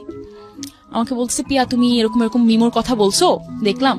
বাই দ্য ওয়ে ছেলেটা কিন্তু আমাকে এখনো মাঝে মাঝে কল দেয়। আচ্ছা, এখন পর্যন্ত মাঝে মাঝে কল দেয়, হঠাৎ করে মনে করেন 6 মাস বা 1 বছর পর হঠাৎ করে 2বার কল দেবে। First love. এখন পর্যন্ত বেচারার সেরা মিস্টেক ছিল অন্য মেয়েদের সাথে দেখা করা। এখন পর্যন্ত আমি শুনলাম ও পড়ালেখাও কিন্তু কন্টিনিউ করেনি ছেলেটার। Okay, by the way I am lawyer now. আমরা সেটা জানি। হ্যাঁ, সো ছেলেটার মা যখন আমাকে বলে, আমি শুধু চিন্তা করছি না আমার আম্মাকে এই মহিলা আমার বাসায় এসে কি অপমানটাই না করছে। আম্মু আমাকে বলে তুমি আমার নাম্বার দাও, আমি মহিলাকে আমি কথা শোনাবো। আমি বলি না আম্মা, cool down, you are the ultimate successful woman, তোমার মেয়ে আজকে তুমি যা যা চাইছো হয়ে গেছে। বাই দ্য ওয়ে আমি যদি আরেকটু সামনের দিকে আগাতে চাই এই জায়গাটা থেকে, কারণ ভোগ ম্যাগাজিনে আসার আগ পর্যন্ত আরো বেশ কয়েকটা সাকসেস আছে আমরা যেটা জানি, যে আপনি র্যাম্পেও একটা সময় খুব ভালো করলেন, এবং তারপরের স্টেপ গুলো আসলে কি আপনার মুখ থেকে একটু শুনি। আমি এটা একবার বলে যাই, আমার সাকসেস বেশ কিছু আছে। মিস বাংলাদেশ হই, টপ মডেল অফ দ্য ওয়ার্ল্ডে যাই ইজিপ্টে, মিস ইন্ডিয়ান প্রিন্স ইন্টারন্যাশনাল হই বম্বেতে। ওই সময়টাতে একটা ছবি নিয়ে মোটামুটি শোরগোল পড়ে গিয়েছিল সারা দেশে। ওইটা নিয়ে আসবো আমি, ভেরি ডেসপারেট একটা পিকচার, এবং রাইট ওইটা নিয়ে আমার মনে হয় আপনার খোলামেলা কথাই বলা উচিত। ওইটা নিয়ে আমি কথা বলবো। আমি জাস্ট 2008 পর্যন্ত আছি, তো ওইটা হচ্ছে 2013 কথা। সো 2008-এ যখন এরকম সমস্যা হলো, এরকম অনেক সমস্যা হওয়ার পরে মিস বাংলাদেশও হয়ে যায়। 2009-এ এরকম স্ট্রাগলের মধ্যে দিয়ে চলতে আছে 9-এ তারপরে 9 এর দিকে তখন আমার ফারুকের সাথে খুব ভালো রিলেশন। তখন কোনো একটা লোক, কোনো একটা খুবই পাওয়ারফুল লোক কোথায় আমাকে দেখছে আমি জানি না, ফোন দেওয়া স্টার্ট করলো। কোথায় যায় না যায়, আমার 2বার দেখা হয়েছে এগেইন কাজের কথা বলে, আমি আপনাকে একটা জব দেবো, আপনি জবের জন্য আমার অফিসে আসেন। খুবই পাওয়ারফুল লোক, মানে আমি নাম তো বলতেই পারবো না, বাট খুবই পাওয়ারফুল লোক। সো সেই লোক আমি যেখানেই যাই বলে কি যে আপনি তো এখানে আছেন, মানে আমি জানি আমার কন্টিনিউসলি আশেপাশে লোকজন ঘোরাফেরা করছে, আমি বুঝতে পারি। দেখা না করতে চলে বলো কি আপনার বয়ফ্রেন্ড আছে না, তাকে কিন্তু দেখে নেবো। আবার ভয় পেয়ে গেলাম, আচ্ছা ঠিক আছে কি সমস্যা, আমার বয়ফ্রেন্ডের ক্ষতি করবেন মানে, দেখা করলাম আবার। তো কিছু আপনারা কেউ একটা মুভি দেখছেন ডার, শাহরুখ খানের? ঠিক আমার ডার দেখলে ওই মুভিটার মানে আমি লোকটার কথা হলে আমার এইটা মনে পড়ে ছিল। হ্যাঁ, এত অবসেসড হয় না, উল্টাপাল্টা কিছু না, কিন্তু এরকমও না যে আমাকে উল্টাপাল্টা কোনো কিছু করার জন্য ডাকতেছে। সে জাস্ট আমার সাথে কথা বলবে, পরে এসে বলে কি আমাকে বিয়ে করবে, একটা ম্যারিড লোক, বলে কি যে আমার প্রথম বউ থাকবে, আপনিও থাকবেন, কি হবে। মানে আমি আরো বলি, তার ওয়াইফও আমাকে ফোন করে, বলে কি যে না আমরা 2জন একই সাথে থাকবো, সমস্যা কি, কোনো সমস্যা হবে না। তার বউ আমাকে ফোন করেছে, বিকজ তার বউ হয়তো ভাবছে যে তার বউকে দিয়ে বলালে হয়তো আমি মানবো, এবং তার বউ বাধ্য হয়েছে, মানে বউ আমাকে ফোন করতে বাধ্য হয়েছিল। তখন এইটা আমি খুব ইজিলি 30 সেকেন্ডে বলে দিলাম, বাট আমি বুঝতে পেরেছি, আমি একা একটা মেয়ে ঢাকায় থাকতাম, একটা জায়গায় থাকতাম, সেখানে যদি সারাক্ষণ মানুষ ফলো করে, সেই বাসায় থাকতাম, সেই বাসার মহিলারাও ভয় পেত যে কি হচ্ছে পিয়া, তোমার সাথে কে দেখা করতে আসতেছে, এই বাসার বাইরে এত গাড়িকে, এটাকে। সো যাই হোক, আমরা একটা কাজ করি, নামটা ফ্ল্যাশ করে দিই এবং এটা একটা $1 মিলিয়ন এপিসোড হয়ে যায়। না, আমি এই কথাটা এই কারণেই বলেছি যে আমরা সিক্রেটস কিংবা জীবন গল্প অনুষ্ঠানে সবসময় এই ডিসক্লেইমারটা দিই। আমাদের এই অনুষ্ঠানগুলো কাউকে হেয় করার জন্য না, একদম উইথ ডিউ রেসপেক্ট এভরিবডি। আমাদের মূল কাজটা হচ্ছে চ্যালেঞ্জটাকে ফোকাস করা কিংবা সিক্রেটসটাকে তুলে নিয়ে আসা, যাতে করে আপনি আপনার জায়গাটা থেকে একটা লেসন নিতে পারেন। আমাদের এই অনুষ্ঠানে কাউকে যদি হাইলাইট করতে হয়, কাউকে যদি সম্মান জানাতে হয়, সেটা হচ্ছে এখানে যারা গেস্ট হয়ে আসেন তাদেরকে। এছাড়া কেউ স্পেশালি হাইলাইট হোক বা কেউ ডিপ্রাইভ হোক, কেউ বা কালার হোক, সেটা আমাদের অনুষ্ঠানে সচেতন ভাবেই আমরা চেষ্টা করি যাতে কোনোভাবে না হয়। সুতরাং এখানে পিয়া বললেও আমরা তাকে এভাবে প্রচার করতাম না। অবশ্যই আমি চাই না, ইনফ্যাক্ট এর মধ্যে আমার মনে হয় যে অনুষ্ঠানটা শুনছে সে ভয় পেয়ে যাবে, ভাবছি আমরা কখন নাম বলে দিই। হ্যাঁ, কোনো নাম টাম চাইও না আমি। তারপরে দেখেন, আমি হয়তো আমার জন্য খুব টাফ টাইম ছিল, বাট এটাকে আমি নেগেটিভলি না ধরে আমি খুব সুন্দর করে হ্যান্ডেল করে, ইগনোর করে, একটা টাইমের পর আমাকে বিয়ের কয়েকদিন আগে আমাকে ফোন দিয়েছিল। আমি তখন বলছিলাম যে প্লিজ আমাকে আর এরকম করেন না, আমি বিয়ে করতেছি, আমাকে শান্তিতে থাকতে দেন, আপনার জন্য আমি ভয়ে বের হতে পারি না। He is that much powerful. Yes. তো শুধু তার কথা বলবো না। অনুষ্ঠান শেষ হলে আপনি আমাকে একটু বলেন। No, I'm just kidding. এটা তো মনে করেন একটা পাওয়ারফুল বিজনেসম্যানের কথা বলি। আমি যদি এখন কোনো ক্রিকেট প্লেয়ারের নাম বলি তাহলে তো হয়তো বা বোম ব্লাস্ট হবে। সো আমি যেটা কিবরিয়া ভাই বললো, আমরা প্রত্যেকের জায়গা থেকে প্রত্যেককে সম্মান করতে চাই। এবং দেখেন, একটা ছেলে যদি আমাকে 2বার ফোন দিল বা আমাকে পছন্দ করতো, সে হয়তো আজকে নাম করা একটা প্লেয়ার, আমিও আমার জায়গা থেকে আছি, খালি তার লাইফ ভালো আছে, আমার লাইফ ভালো আছে বলে নষ্ট করার এটা কোনোভাবে। আমাদের সোশ্যাল মিডিয়াতে এই জিনিসটা খুব বেশি হচ্ছে এবং খুব নোংরামও হচ্ছে। এত খারাপ লাগে এই জিনিসগুলো দেখলে, যে কারো একটা পার্সোনাল চ্যাট কিংবা কারো একটা আইডি হ্যাক করে স্ক্রিনশট দিয়ে, ভাই কি মানে রুচি, নিজেদের রুচি কতটা নিচে নামলে আমরা এই ধরনের কাজ করতে পারি। We just making fun, but আমরা এটা বিলিভ করি everybody has secrets. Without his or her permission এটা রিভিল করার কোনো এখতিয়ার আমাদের নাই, একেবারেই না। আর আমি দেখেন, আমি এটাও বলছি, একটা ছেলে আমাকে পছন্দ করতো, 2টা ফোন দিয়েছিল, এটার জন্য আমি আজকে তাকে মানে হেও করবো? একেবারেই না। সেটা আমার সাথে খারাপ। যেমন আমিও বললাম যে আমিও একটা ছেলেকে পছন্দ করতাম, হয়তো আমার বয়ফ্রেন্ড তখন মানে ফারুক তখন ছিল, ফারুক না থাকলে হয়তো তার সাথে আমার একটা প্রেমের কিছু একটা হতে পারতো, বাট জাস্ট বিকজ হয়নি বলে তাকে এখন ছোট করবো, এটা তো করার কোনো যুক্তি নাই। যাই হোক, আমি স্ট্রাগলের কথা বলছিলাম তখন। এটা নিয়ে 2013 সাল পর্যন্ত যায়। এবং লোকটা আমাকে বলেছিল যে দেখেন, প্রত্যেকের উপরে উঠতে গেলে কাউকে না কাউকে লাগে, গডফাদার লাগে, কেউ কাউকে ছাড়া কিন্তু উঠতে পারে না। আপনি যে এত কষ্ট করলেন, এই 3-4 বছর হয়ে গেল, আমাকে আপনি করে বলতো, 3-4 বছর হয়ে গেল, 2012 বা 13 সালের দিকে বলেছিল, আপনি কিন্তু এই জায়গায় থাকবেন, আপনি কিন্তু বেশি দূর যেতে পারবেন না, আপনি যদি কাউকে না কারোর সাপোর্ট নেন। আমাকে এভাবে বলেছিল। আমি বললাম কি দেখেন, সাপোর্ট হয়তো বা লাগে, আজকে আমি এখানে এসে কথা বলতে পারতাম না যদি আপনি না থাকতেন। এইটাই একটা সাপোর্ট। জাস্ট সাপোর্টের জন্য কারোর সাথে একটা রিলেশনশিপে যাওয়া লাগবে, আমি এটা বিশ্বাস করিনি। হ্যাঁ, আমার কিছু সময় মনে হয়েছিল কিবরিয়া ভাই, আপনি যখন অনুষ্ঠানের শুরুতেই বললেন যে কেউ কারোর স্ট্রাগল শুনতে চায় না, সবাই কিন্তু দেখতে চায় কতখানি সাকসেসফুল। এক্স্যাক্টলি। আমি আজকে দেখি কিছু কিছু অ্যাক্ট্রেসরা, মুভি অ্যাক্ট্রেসরা খুব ভালো ভালো জায়গা আছে, মাশাআল্লাহ, খুব ভালো জায়গা আছে। আই রিয়েলি অ্যাপ্রিশিয়েট ইট। আমি চিন্তা করি, আমার একটা জায়গা নিয়ে এখনো রিগ্রেট আছে, সেটা হচ্ছে মুভি। আমি 3টা মুভি করেছি, বাট আমি কোনো ভালো মুভি করতে পারছি না। হয় না, আপনি যদি বলেন যে ক্যারিয়ারে আপনার কোন জায়গাটা এখনো পছন্দ, আপনি ওখানে যেতে পারেন, আমি বলবো মুভির কথাটা, আমি এখনো যেতে পারিনি। কিন্তু কেন? আমি যদি আজকে জাস্ট বিকজ বলে ফেলি যে জাস্ট আমি কোনো গডফাদার পাইনি, খালি খালি মানুষকে এটা বলার থেকে আমি জানি এটা বলে কেউ কিন্তু এই বলেই শুনে এখানে হারিয়ে যাবে কথাটা। মানুষ আমার সাকসেসের স্টোরি শুনতে চাই, যে আজকে সাকসেসফুল বলে আজকে স্টোরিটা শুনতে চাই, কি স্ট্রাগল দিয়ে আসছি বা কে কি করেছে এটা কেউ একেবারে জানতে চায়। মানে স্ট্রাগল স্টোরি সবার লাইফে আছে, কিন্তু স্ট্রাগল স্টোরি মার্কেটে তখন পর্যন্ত ভায়াবল না যতক্ষণ পর্যন্ত ওই মানুষটা সাকসেসে থাকে না। হ্যাঁ, না, সো সাকসেসফুল হলেই কেবলমাত্র মানুষ এটা শুনতে চায়, নইলে ওই স্ট্রাগল সবার লাইফেই কম। ওকে, ফারুকের সাথে কিন্তু আমার রিলেশনশিপ আছে তখনও। ফারুকের সাথে ফারুক ভাই এই ব্যাপারটা কি জানতো? হ্যাঁ, of course. So how do he manage? ও নিজেই একটা টাইমে ভয় পেয়েছিল, নিজে একটা টাইমে বললো যে তুমি এরকম একটা, আচ্ছা তাহলে আমি ভাগি, তুমি থাকো, আমি চলে যাই। না না না না, ওরকম না। ও আমাকে বললো কি, বিকজ দেখেন আমরা তো খুব প্র্যাকটিক্যাল, আমার হাজবেন্ড ওয়াইফ দুইজনই খুব প্র্যাকটিক্যাল। ও বললো কি তুমি খুব সাহসী, আমরা জানি, বাট তুমি কতখানি ট্যাকল দিতে পারবা? এই লোকটাকে তুমি অনেক কিছু করে আসছো, তুমি মিমোকে মেরে আসছো, আর এই লোকের সাথে ঝগড়া করবা, that's not the same thing.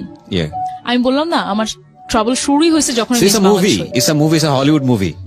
Actually it's a Hollywood movie, যেটা হয় প্রথম একটা ছোট মারে, তারপরে ভয়াবহটা লাস্টে দেখায় শেষ হয়। আমরা ভয়াবহতা জায়গায় চলে আসছি এখন।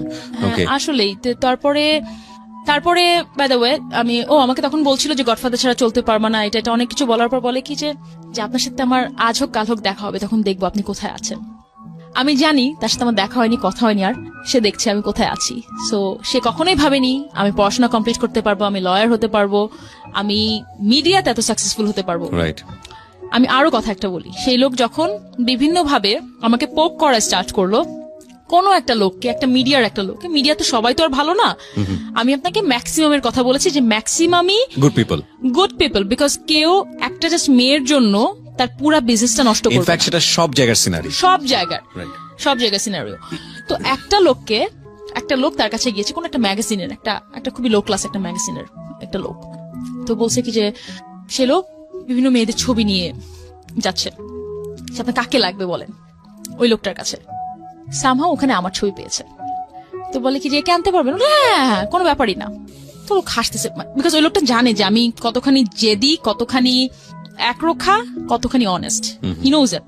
বিকজ নাহলে তো আমি এত পয়সাওয়ালা একটা লোক বিয়ে করতে চাচ্ছে, তার কাছে তো থাকতে পারতাম, তাই না? আমার তো নাহলে এত কষ্ট করে আমার এত কিছু করা দরকার ছিল না। তখন বলি হ্যাঁ এখনই পারবো, 1 ঘন্টার মধ্যে এনে দিচ্ছি। এখন ওই লোকরাও কিন্তু জানে কারা কি করে, কারা কি করে না। ওই লোকটা বললো কি যে না, এটা তো নাই স্যার, আপনি অন্য একজনকে না, ও নাই, দেশে নাই, ও তো কোনো বিদেশেই যায়নি। এটা মনে হয় না, এটা কবেকার কথা, 2010-11 কথা হবে, বা তখন আমি বিদেশে গিয়েছি বা যাইনি, এরকম একটা। বললো না, ও তো কোনো বিদেশেই যায়নি বা কোথাও যায়নি, ও বিদেশে গেছে, মানে নিয়ে আসেন, ও করে নিয়ে আসেন, আমার ওকেই লাগবে, এরকম। তো যাই হোক, ও যখন আনতে পারলো না, একটু পরে আমাকে কিন্তু লোক ফোনও দেয়নি, ওই ম্যাগাজিনের লোকটা কিন্তু ফোনও দেয়নি, because he knows what type of girl I am. তখন লোকটাকে বাথরুমে আটকায় রাখলো, বাথরুমে আটকায় রেখে আমাকে ফোন দিছে। তখন বলে কি আপনি বলে আসলেই চলে আসবেন। তো যাই হোক, লোকটা আমাকে পছন্দ করতো, কিছু একটা করতো, এই কারণেই মনে হয় এরকম টিয়ে। তো আমি বলছি কি যে মিডিয়া খারাপ মানুষ আছে, ভালো মানুষ আছে, কম্বিনেশনের কথা বলছি। তার এই লোকটা যদি শুনে থাকে, হয়তো বা শুনবে না, বা কারো না কারোর মাধ্যমে জানবে যে আমি এত কথা বলেছি, আজকে উনি হয়তো বা দেখছে আমি কোথায় আছি বা উনিও কোথায় আছে। সেটাই হয়, মানে চাঁদ আকাশে উঠলে সেটা সবাই দেখে। সো এটা নিয়ে এখন কিছু বলার নাই, বাট আমি ওই যে জায়গাটায় যেতে চাই, মানে বিকজ আপনি যেটা বলছেন যে মিশরে যে কম্পিটিশনটা ছিল আপনার, মিশর, রাইট? এবং একটা ছবি সারা দেশে মোটামুটি একটা আলোচনা সমালোচনার ঝড় তুলেছে, এবং এটা ভেরি ডেয়ারফুল পিকচার, অফকোর্স। আমি এবার বলি, 2013 সালে আমি প্রথম যাই হচ্ছে, 2011 সালেও আমি যাই, সেটা হচ্ছে আপনার সাউথ কোরিয়াতে, ওয়ার্ল্ড মিস ইউনিভার্সিটি সাউথ কোরিয়াতে একটা কন্টেস্ট হয়েছিল। তারপর এখানে অনেক ঝামেলা, ভিসা পায় না, এই পায় না, ওই পায় না, অনেক ঝামেলা করে কষ্ট করে গিয়েছি। তারপরে এসে 2013 সালে, আচ্ছা বাই দ্য ওয়ে আমি বলে রাখতে চাই, এই যে যত আমি কন্টেস্টে গিয়েছি, কোথাও আমার 1 টাকা খরচ হয়নি। প্রত্যেকটা জায়গায় তারাই আমাকে প্লেন ফেয়ার দিয়ে, তারা আমাকে অ্যাকোমোডেশন তো ওরাই দেবে অবভিয়াসলি, সবকিছু দিয়ে কিন্তু তারা নিয়ে গিয়েছে, বিকজ আমার 5 বছর আগেও এত সামর্থ্য ছিল না যে আমি বিদেশে যে এটা করব ওইটা করব। Right. প্রত্যেকবার তারাই আমাকে দিয়েছে। ইনফ্যাক্ট ম্যাক্সিমাম আপনি যদি বড় বড় কম্পিটিশনে যান আপনারা জানবেন, যারা একটু হলেও জেনে থাকবেন যে তারাই সবকিছু প্রোভাইড করে। রাইট। 2013 সালে আমি যাই প্রথমে মিস ইন্ডিয়ান প্রেস ইন্টারন্যাশনালে, সেটা হলো বম্বেতে। বিভিন্ন সিটিতে ঘুরায় টুরায়, তারপরে বম্বেতে লাস্টে হয়েছিল 21 দিন না 22 দিন ব্যাপী ছিল। তো ওইটাতে আমি উইনার হই। অনেক দেশ থেকে কন্টেস্টরা ছিল, সেখানেও ঝামেলা। মিস একটা বাংলাদেশ থেকে একটা মেয়ে আসছে, ও কি করতে পারবে? প্রথমে তো নজরেই দিল না আমাকে কেউ, বল এত ছোট একটা জায়গা থেকে একটা মেয়ে আসছে, সে কি করতে পারবে? তখন ওখানেও ভাবলো যে কয়েকজনের মধ্যে যে একটা নেদারল্যান্ডের একটা মেয়ে ছিল, সবাই ভাবছিল কি যে ওই মেয়েটা হয়তো বা উইনার হবে। ওকে। যাই হোক, ওটা না হয়ে সব সুবিয়ে হয়ে আমি উইনার হয়ে গেলাম। তো ওখানে খুব ঝামেলা, ওখানে বেশ কিছু এরকম ঝামেলা হয়েছিল যে ওই মিস বাংলাদেশের মতো যে এ উইনার হবে। ওকে। তখন এসে এর মাদার এজেন্সি এসে কথা বলে, আমার পক্ষ থেকে তো কেউ নাই আমি ছাড়া। ইন্ডিয়াতে যখন গিয়েছি আমি একাই ছিলাম, প্রত্যেকের মাদার এজেন্সি প্রত্যেকের প্যারেন্টসরা ছিল আমাদের ফিনালেতে। রাইট। তারপরে যে ফার্স্ট হবে তাকে মিশরে পাঠানো হবে top model of the world এর জন্য, যেটা মডেল কন্টেস্টের মধ্যে 1 নম্বর কন্টেস্ট, এবং যেটা নিয়ে মোটামুটি সারা দেশে একটা ঝড় বয়ে গিয়েছিল যে ছবিটা নিয়ে। ডেফিনেটলি পিআর জায়গা থেকে অত্যন্ত সাহসী একটা ছবি বাংলাদেশের সোসাইটাল কন্টেস্ট থেকে। এবং অফকোর্স সিক্রেটস এর আজকের যে এপিসোডটা সেটা অত্যন্ত সাহসী একটা এপিসোড, কোনো সন্দেহ নেই। জি, মিশর। তখন ফার্স্ট যে হবে তাকে পাঠাবে top model of the world ইজিপ্টে।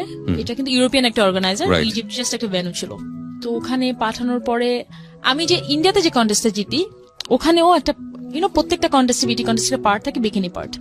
তো আমি ওখানে বললাম যে দেখো, এর আগে কি আপনাকে এই বিকিনিটা পড়তে হয়নি? এর আগে না, মিস বাংলাদেশ আমাকে পড়তে হয়নি। Okay, so for the first time আপনি এটা পড়তে যাচ্ছেন। ওকে, পড়তে যাচ্ছি। তো ইন্ডিয়াতে আমাকে বললো যে দেখো তুমি ঠিক আছে, তুমি পড়তে চাচ্ছ না, ইটস ওকে। তখন আমরা কভার টাভার করে অনেকভাবে অন্যভাবে শুরু করলাম। কিন্তু আমি ইজিপ্টে যখন গেলাম তখন ওরা বলে কিছু না, পড়বা না মানে ইউ সাইন দ্য কন্ট্রাক্ট। আর ওদের তো মাথায় নাই, ইউরোপিয়ানদের তো মাথায় থাকে না পড়বা না মানে কি, মানে তুমি কি মিন করতে যাচ্ছ, ওরা বোঝেই নি ব্যাপার আমার কথাটা। বলে তুমি you sign the contract, you have to do it, otherwise you have to pay the penalty. So কন্ট্রাক্টে কি ওখানে ছিল না বিষয়টা আসলে? হ্যাঁ, সবকিছুই ছিল। ওকে। আপনি যখন 20 পাতার কন্ট্রাক্ট পড়বেন তখন অতগুলো পড়ার সময় থাকে না। এটা তো ওটার সাথেও না, এটা তো আমার মিস ইন্ডিয়ান প্রিন্সেস যেটা হলাম ওটার সাথে লিংক, যেটা তো আরো আগে। ওকে ওকে। তখন তো কোনো কন্ট্রাক্ট ছিল না। রাইট। সো এখানে তো ছিল যে ফার্স্ট হবে তাকে এখানে পাঠিয়ে দেবো। ফার্স্ট হওয়ার 4 দিন পর আমার ইজিপ্টে যেতে হবে। এটা প্রাইজ মানি কত ছিল? আমি একটা অফ ট্র্যাকে কোশ্চেন করে ফেললাম। কোনো প্রাইজ মানি ছিল না। কোনো প্রাইজ মানি ছিল না। কোনো প্রাইজ মানি ছিল না, শুধু ইন্ডিয়ান প্রিন্সেস ইন্টারন্যাশনালে আমাকে $3000 দিল, ইন্ডিয়ান প্রিন্সেস ইন্টারন্যাশনালে আর একটা টিভি দিয়েছিল। যে টিভি আনতে যে আমার মানে $700 না $800 ট্যাক্সি দিয়ে দেওয়া লাগছে, বুঝছেন? ওকে। আর top model of the world এর কিছু ছিল না। তো কিন্তু এখানে গেলে হয় কি, আপনি বিভিন্ন প্ল্যাটফর্ম পেয়ে যান। আমি কি প্ল্যাটফর্ম পেয়েছিলাম আপনাকে পরে বলছি। ভোগ টোগ এত কিছু, ওইসব এত কিছুতে যাওয়ার জন্যই হয়েছে, নাহলে কখনোই পেতাম না এত প্ল্যাটফর্ম। ঢাকায় থেকে আপনি বাংলাদেশ থেকে কি প্ল্যাটফর্ম পাবেন ইন্টারন্যাশনালি? রাইট। তো সেই জায়গাটা তৈরি হয়নি এখন পর্যন্ত, ইনফ্যাক্ট মানে বাংলাদেশ থেকে সেই জায়গাটা তৈরি হয়নি। ওকে। আর যেটা বলছিলাম যে যখন ফার্স্ট হলাম, ফার্স্ট হওয়ার একদিন আমার থাকা লেগেছিল, প্রত্যেককে চলে যাওয়া লাগছিল, শুধু ফার্স্ট সেকেন্ড থার্ড ফটোশুটের জন্য একদিন ইন্ডিয়াতে বম্বেতে এক্সট্রা আমাদের একদিন থাকা লেগেছিল। তো ফার্স্ট যখন হলাম 4-5 দিন পর ইজিপ্টের ছিল, মানে হাতে আছে 3 থেকে 4 দিন, একদিন চলে গেল। ঢাকায় এসে ভিসা করে, তখন তো জানেন ভিসা করা মানে এখন আমার এখন 6টা পাসপোর্ট অনেক মোটা এখন। তখন পাসপোর্ট তখন পর্যন্ত 2000 আমি সব ম্যাক্সিমাম ট্রাভেল করেছি 2013 থেকে এই পর্যন্ত, এই 4-5 বছরে সবচেয়ে বেশি। Lot of countries, right? Yeah, 40 countries 4 বছরে। ইয়েস, আমার 4 বছরে 6টা পাসপোর্ট। সো যাই হোক, so this is the success man, definitely it's a huge success. হ্যাঁ, যে গল্পে ছিলাম। তো তখন আমাকে এসে ভিসা পাওয়া খুবই টাফ ব্যাপার, যে ভিসা কি করে পাবো একদিনের মধ্যে, মানে তখন শুক্রবার শনিবার কি যেন ছিল, একদিনের মধ্যে ভিসা পেয়ে যাব। ভিসা পেলাম, তখন আপনি কি কন্ট্রাক্ট করবেন? আপনি যাবেন আর একটা দেশে কম্পিট করতে, একটা জাস্ট জিতে আসলেন, কি এত পড়বেন? সাইন করছি, মানে আর সাইন তো আমাকে ওখান থেকে করায় নিছে, ইন্ডিয়া থেকে করায় নিছে, সাইন করায় নিছে, এত পড়ার টড়ার সময় নাই কোনো কিছু। তখন আবার এদের মধ্যে কিন্তু এত কিছুর মধ্যে আমার একটা মাদার এজেন্সি ছিল। মাদার এজেন্সির সাথে আমার পরিচয় হয়েছিল, যারা আমাকে ইন্ডিয়াতে পাঠিয়েছিল, যার সাথে আমার পরিচয় হচ্ছে 2011-এ সাউথ কোরিয়াতে যখন গিয়েছিলাম, তখন তার সাথে আমার পরিচয়। একটা মহিলা, একটা স্লোভাকিয়ান আর ইটালিয়ান, ওদের এজেন্সি আছে ওখানে। সো আমার মাদার অরিজিন কিন্তু ইটালিয়ান স্লোভাক থেকে। ওকে। সো ওরা আমাকে বিদেশে যত কাজে যায় ম্যাক্সিমাম কাজে ওরা আমাকে পাঠায়। আচ্ছা। তো ওরা সবকিছু করে পাঠিয়ে দিয়েছে।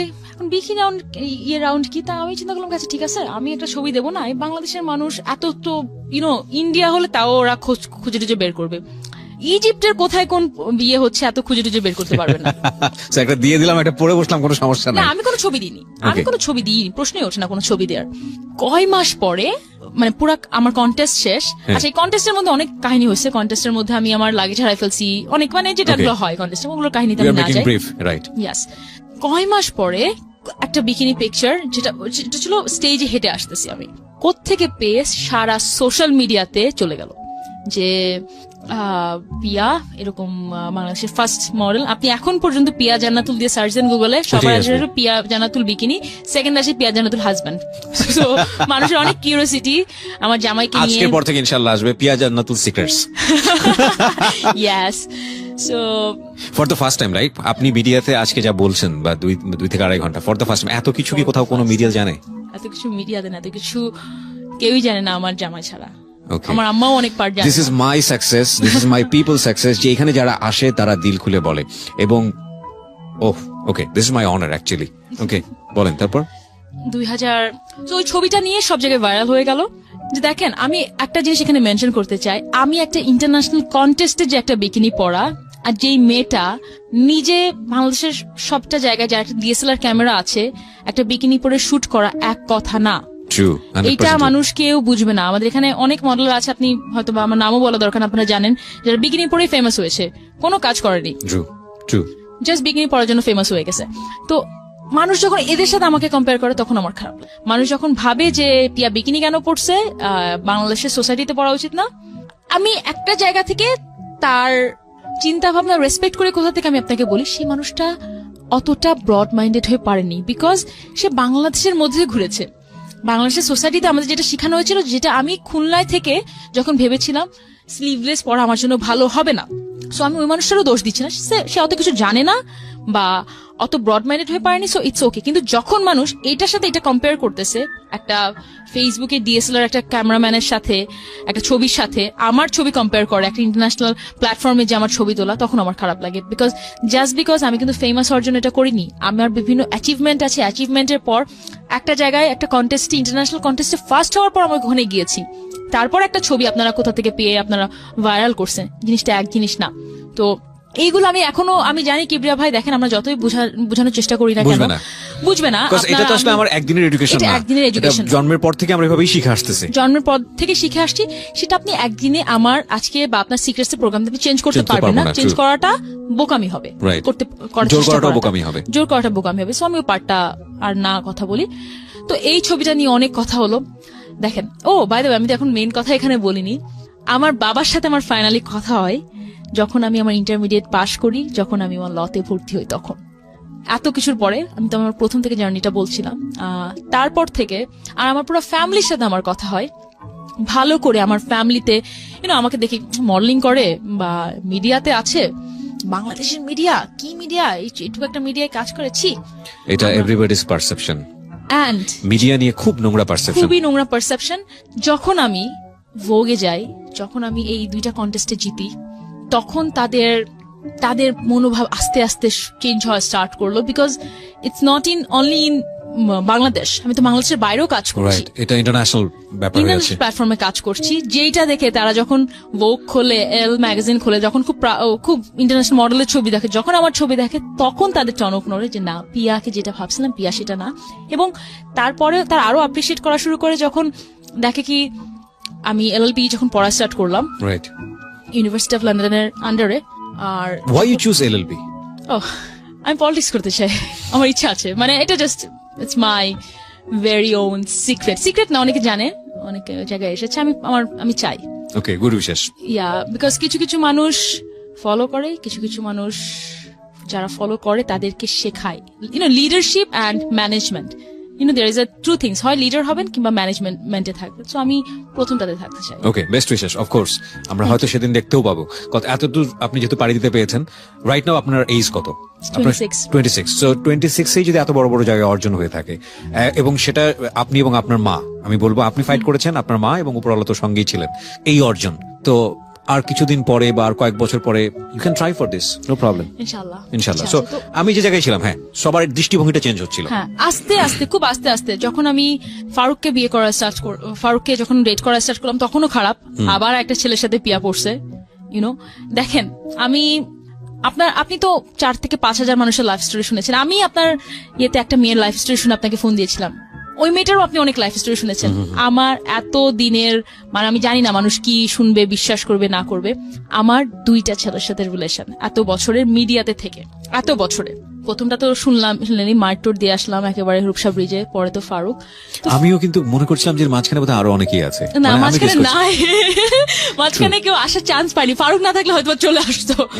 আমি সেদিন কাকে যেন বলছিলাম যে এত বছরে সিঙ্গেল হওয়ার কোনো টাইমই পেলাম না। 14 বছর বয়স থেকে প্রেম করা স্টার্ট করলাম, তখন তারপর থেকে জীবনে সিঙ্গেলই থাকতে পারলাম না একেবারে। তো ফ্যামিলি পারসেপশন এগেইন ফারুককে নিয়ে। হ্যাঁ, তো ফারুককে যখন ডেট করা স্টার্ট করলাম, ফারুক খুবই ডাউন টু আর্থ একটা ছেলে, দেখে আপনার কিছুই মনে হবে না যে জব করছে, ইয়ে করছে, খুবই ভদ্র একটা ছেলে মনে হবে। বাট ওই যে এগেন, আচ্ছা, নর্মাল একটা ছেলেকে ডেট করতেছে, হয়তো বা কিছুই নাই এরকম। তো ফারুক বিবিএ করা আমেরিকা থেকে, এমবিএ করা লন্ডন থেকে, এগুলো কিছুই জানতো না। অ্যান্ড ফারুকদের বর্ণিতে একটা ফারুক টাওয়ার আছে। সো যখন আমার ফ্যামিলি এইটা জানলো যে এডুকেটেড রিচ ছেলে, হয়তো বা রিচ না হলে আমাকে আবার ডাউন করার চেষ্টা করতো। মানে আমি নিজে বড় হতে চাচ্ছি না বা ছোট করতে চাচ্ছি না কাউকে, কিন্তু এইটা আমাদের সোসাইটিতে এইভাবে মানুষকে ট্রিট করা হয়।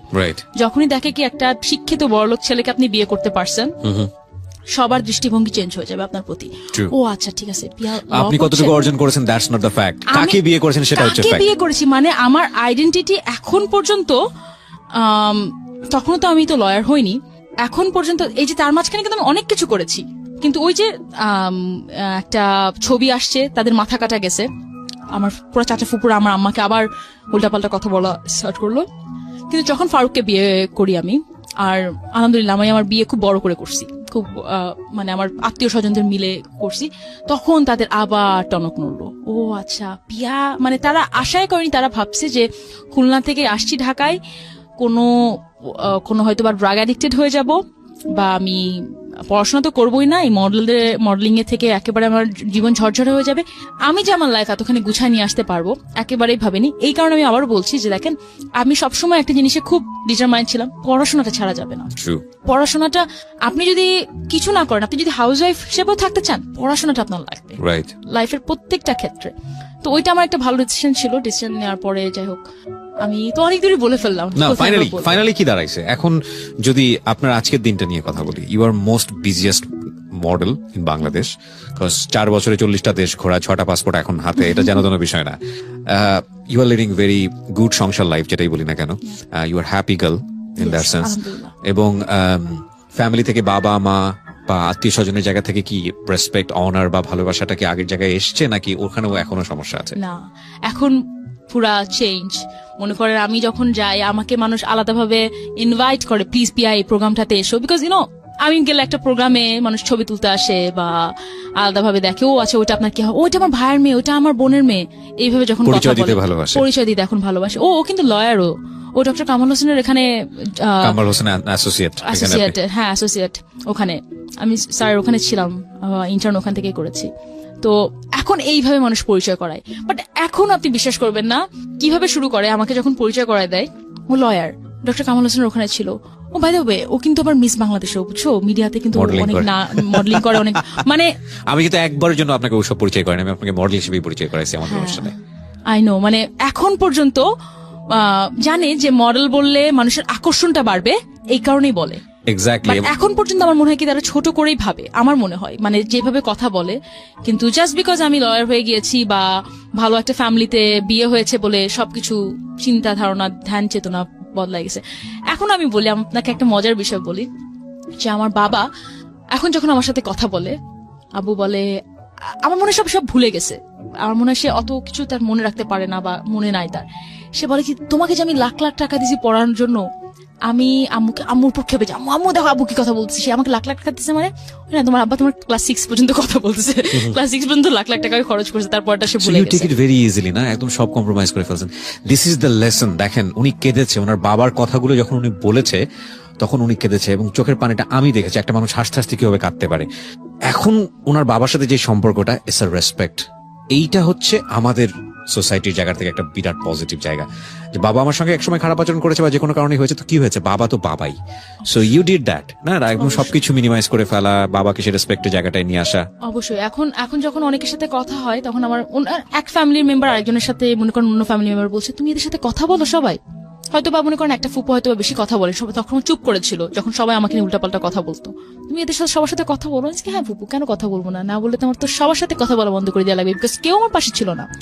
আমি কি সবার সাথে কথা বন্ধ করে আমি সোসাইটিতে চলতে পারবো না, আমি চাইও না। আমি চাই আমার কিছু কিছু জিনিস আপনি যদি ক্ষমা সুন্দর দৃষ্টিতে দেখেন, বেটার ফর ইউ না, নিজের জন্যই তো বেটার। নিজের জন্য end of the day I am very happy girl. আমি রাত্রে ঘুমানোর সময় শান্তিতে ঘুমাতে পারছি, এর থেকে বড় কি পাওয়া আর থাকতে পারে? এক্স্যাক্টলি। পিয়া, আমার জায়গা থেকে কি বলবো, আমি খুবই অনার। আমি নার্ভাস ছিলাম, একদম আমি শুরুতে বলি নাই যে আমি পিয়াকে ইন্টারভিউ করতে যাচ্ছি, বাট আমার একটা পারসিভনেস গ্রো করেছে মানুষের সঙ্গে মিশে মিশে, যে আমি সামহাউ ফেস দেখলে বুঝতে পারি যে this boy or this girl has very different kind of story. So আমার আপনার ফেস দেখেই সামহাউ মনে হচ্ছিল, আমি আপনাকে নিয়ে খুব বেশি স্টাডি করিনি, ইভেন ভাইরাল হওয়ার ছবিটা আমিও দেখি। সো আপনি যখন আমাকে নক করেছেন এবং আপনি উইলিংলি আসতে চাইলেন আমার এই অনুষ্ঠানে, আমি জীবন গল্পের জন্যই আপনাকে সিলেক্ট করেছিলাম, বাট আমার কাছে মনে হচ্ছে secret will be best for you. এবং আই থিঙ্ক এই অনুষ্ঠানটা অনেক বেশি inspirational for the girls as well as আমি মনে করি যারা বয় আছে, যারা শুনছে সোসাইটিতে, তাদের জন্য একটা মেয়েকে কিভাবে রেসপেক্ট করা উচিত সেটা আজকের অনুষ্ঠান শুনে তারা অনেকেই শিখবে। এবং আপনি যতটা স্পষ্টভাষী সেটা আমাকে অনেক বেশি অনার করা শেখালো, আপনার প্রতি আমার ব্যক্তিগত ফিলিংস যেটা। সো এটা হচ্ছে বিষয়। আর একইভাবে আপনার হাজবেন্ডের কথাটা আমি জেনেই শেষ করতে চাই। সে সবকিছু আপনাকে জানে এবং he gives you the freedom, মানে যতটুকু আপনি এক্সপেক্ট করেন ততটুকু ফ্রিডম আপনাকে দেয়। আচ্ছা, আমি এবার বলি, ওর কথা এখানে খুব বেশি করে বলা হয়নি, বিকজ এখানে সব ম্যাক্সিমাম আমার স্ট্রাগলের কথা বলা হয়েছে। ফারুক যেহেতু প্রথম থেকে আমার সাথে ছিল, এত সাপোর্ট আমার দেখা এখন পর্যন্ত বেস্ট হিউম্যান বিং। সে কখনো কোনো কিছুতে বাধা তো দেওয়া অনেক পরের ব্যাপার। আমি যখন আমার ফিল্মটা ফার্স্ট করতে যাই চোরাবালি, তখন আমি কিন্তু ফিল্ম করতে চাইনি, বিকজ তখন অনেক ভালগার ফিল্ম হতো, 2011-12 সালের দিকে। তখন আমাকে ফারুকই বলে যে না তুমি করো। যখন ভোগের জন্য আমাকে একদিনের মধ্যে বলে যে আপনার কালকেই আসতে হবে, ডক্টর কামাল হোসেনের ওখানে আমি তখন আমি ইন্টার্ন করছি, তখন আমাকে বলে কি যে না আপনি ছুটি পাবেন না, আমাকে বলে কি যে না তুমি কোনোভাবে ওদেরকে কনভিন্স করো করে তুমি কালকেই বম্বে যাও। আমি যখন ইন্ডিয়ান প্রিন্সেস থেকে জিতে আসি টিভি নিয়ে ছাড়াতে যখন বললো $700 লাগবে, আমি বললাম আমি 1 টাকাও দেবো না, আমার টিভি লাগবে না। তখন ওর টাকা দিয়ে ওর টিভি ছাড়াই, পর আমি দিয়ে দিয়েছি ওকে। প্রত্যেকটা জায়গায় ফারুক আমাকে সাপোর্ট করেছে, এত সাপোর্টিভ মানুষ আমি কখনো দেখিনি। সো আমাদের অনুষ্ঠান থেকে আমরা রেসপেক্ট করি আপনাকেও। থ্যাংক ইউ, অসাধারণ একটা টাইম। আমি কি আরেকটু অ্যাড করতে পারি? আমি আরেকটু অ্যাড করতে চাই, আপনার জন্য চাইলে আমি 2টার পর নিয়ে যেতে পারি অনুষ্ঠান, নো প্রবলেম। না, আমি আরেকটু অ্যাড করতে চাই যে দেখেন, আমি ফারুকরা আলহামদুলিল্লাহ they are very well established. Faruk নিজেও খুব ওয়েল এস্টাবলিশড, বাট ফারুক কিন্তু একটা এমবেসিতে জব করে, ওর বাবার কোনো বিজনেস দেখে না, ও নিজেই জব করে। বিউটিফুল। তারপরেও এত কিছুর পরে আমরা কিন্তু, বা এত রিচ হওয়ার পরেও, বা আমার কিন্তু চিন্তা করা লাগতো না যে আমি কি করব না করব। আমরা যে কালকে আমরা কয়েকদিনের মতো নতুন একটা সোফা কিনবো, খুব দামি একটা সোফা কিনবো। হ্যাঁ, খুবই দামি একটা সোফা কিনবো। হ্যাঁ, দাওয়াত পাচ্ছি কবে? দাওয়াত খুব তাড়াতাড়ি পাবে। না, আমি একটা সোফা চেঞ্জ করছি অ্যাকচুয়ালি, আমি নতুন একটা সোফা কিনবো, নতুন একটা গাড়ি কিনছি। তো আমরা কিন্তু পুরোটা 50-50% শেয়ার করে কিনি। আমি জাস্ট বিকজ একটা মেয়ে এত বড় বড় কথা বলে গেলাম, কিন্তু বাসায় যে আমি একটা পুরুষ মানুষের টাকায় খাচ্ছি, আমি কিন্তু ওরকম মেয়ে না। এবং যেটা আমি ইকুয়াল সম্মানটা চাই, আমি কিন্তু ইকুয়াল সোসাইটিতে বাস করার জন্য যে রেসপেক্ট বা যে কন্ট্রিবিউশন আমি কিন্তু ইকুয়ালি করি। শুধু আমি মুখে বড় বড় কথা বলে গেলাম, মেয়ে মানুষ আমি এটা করছি এটা করছি,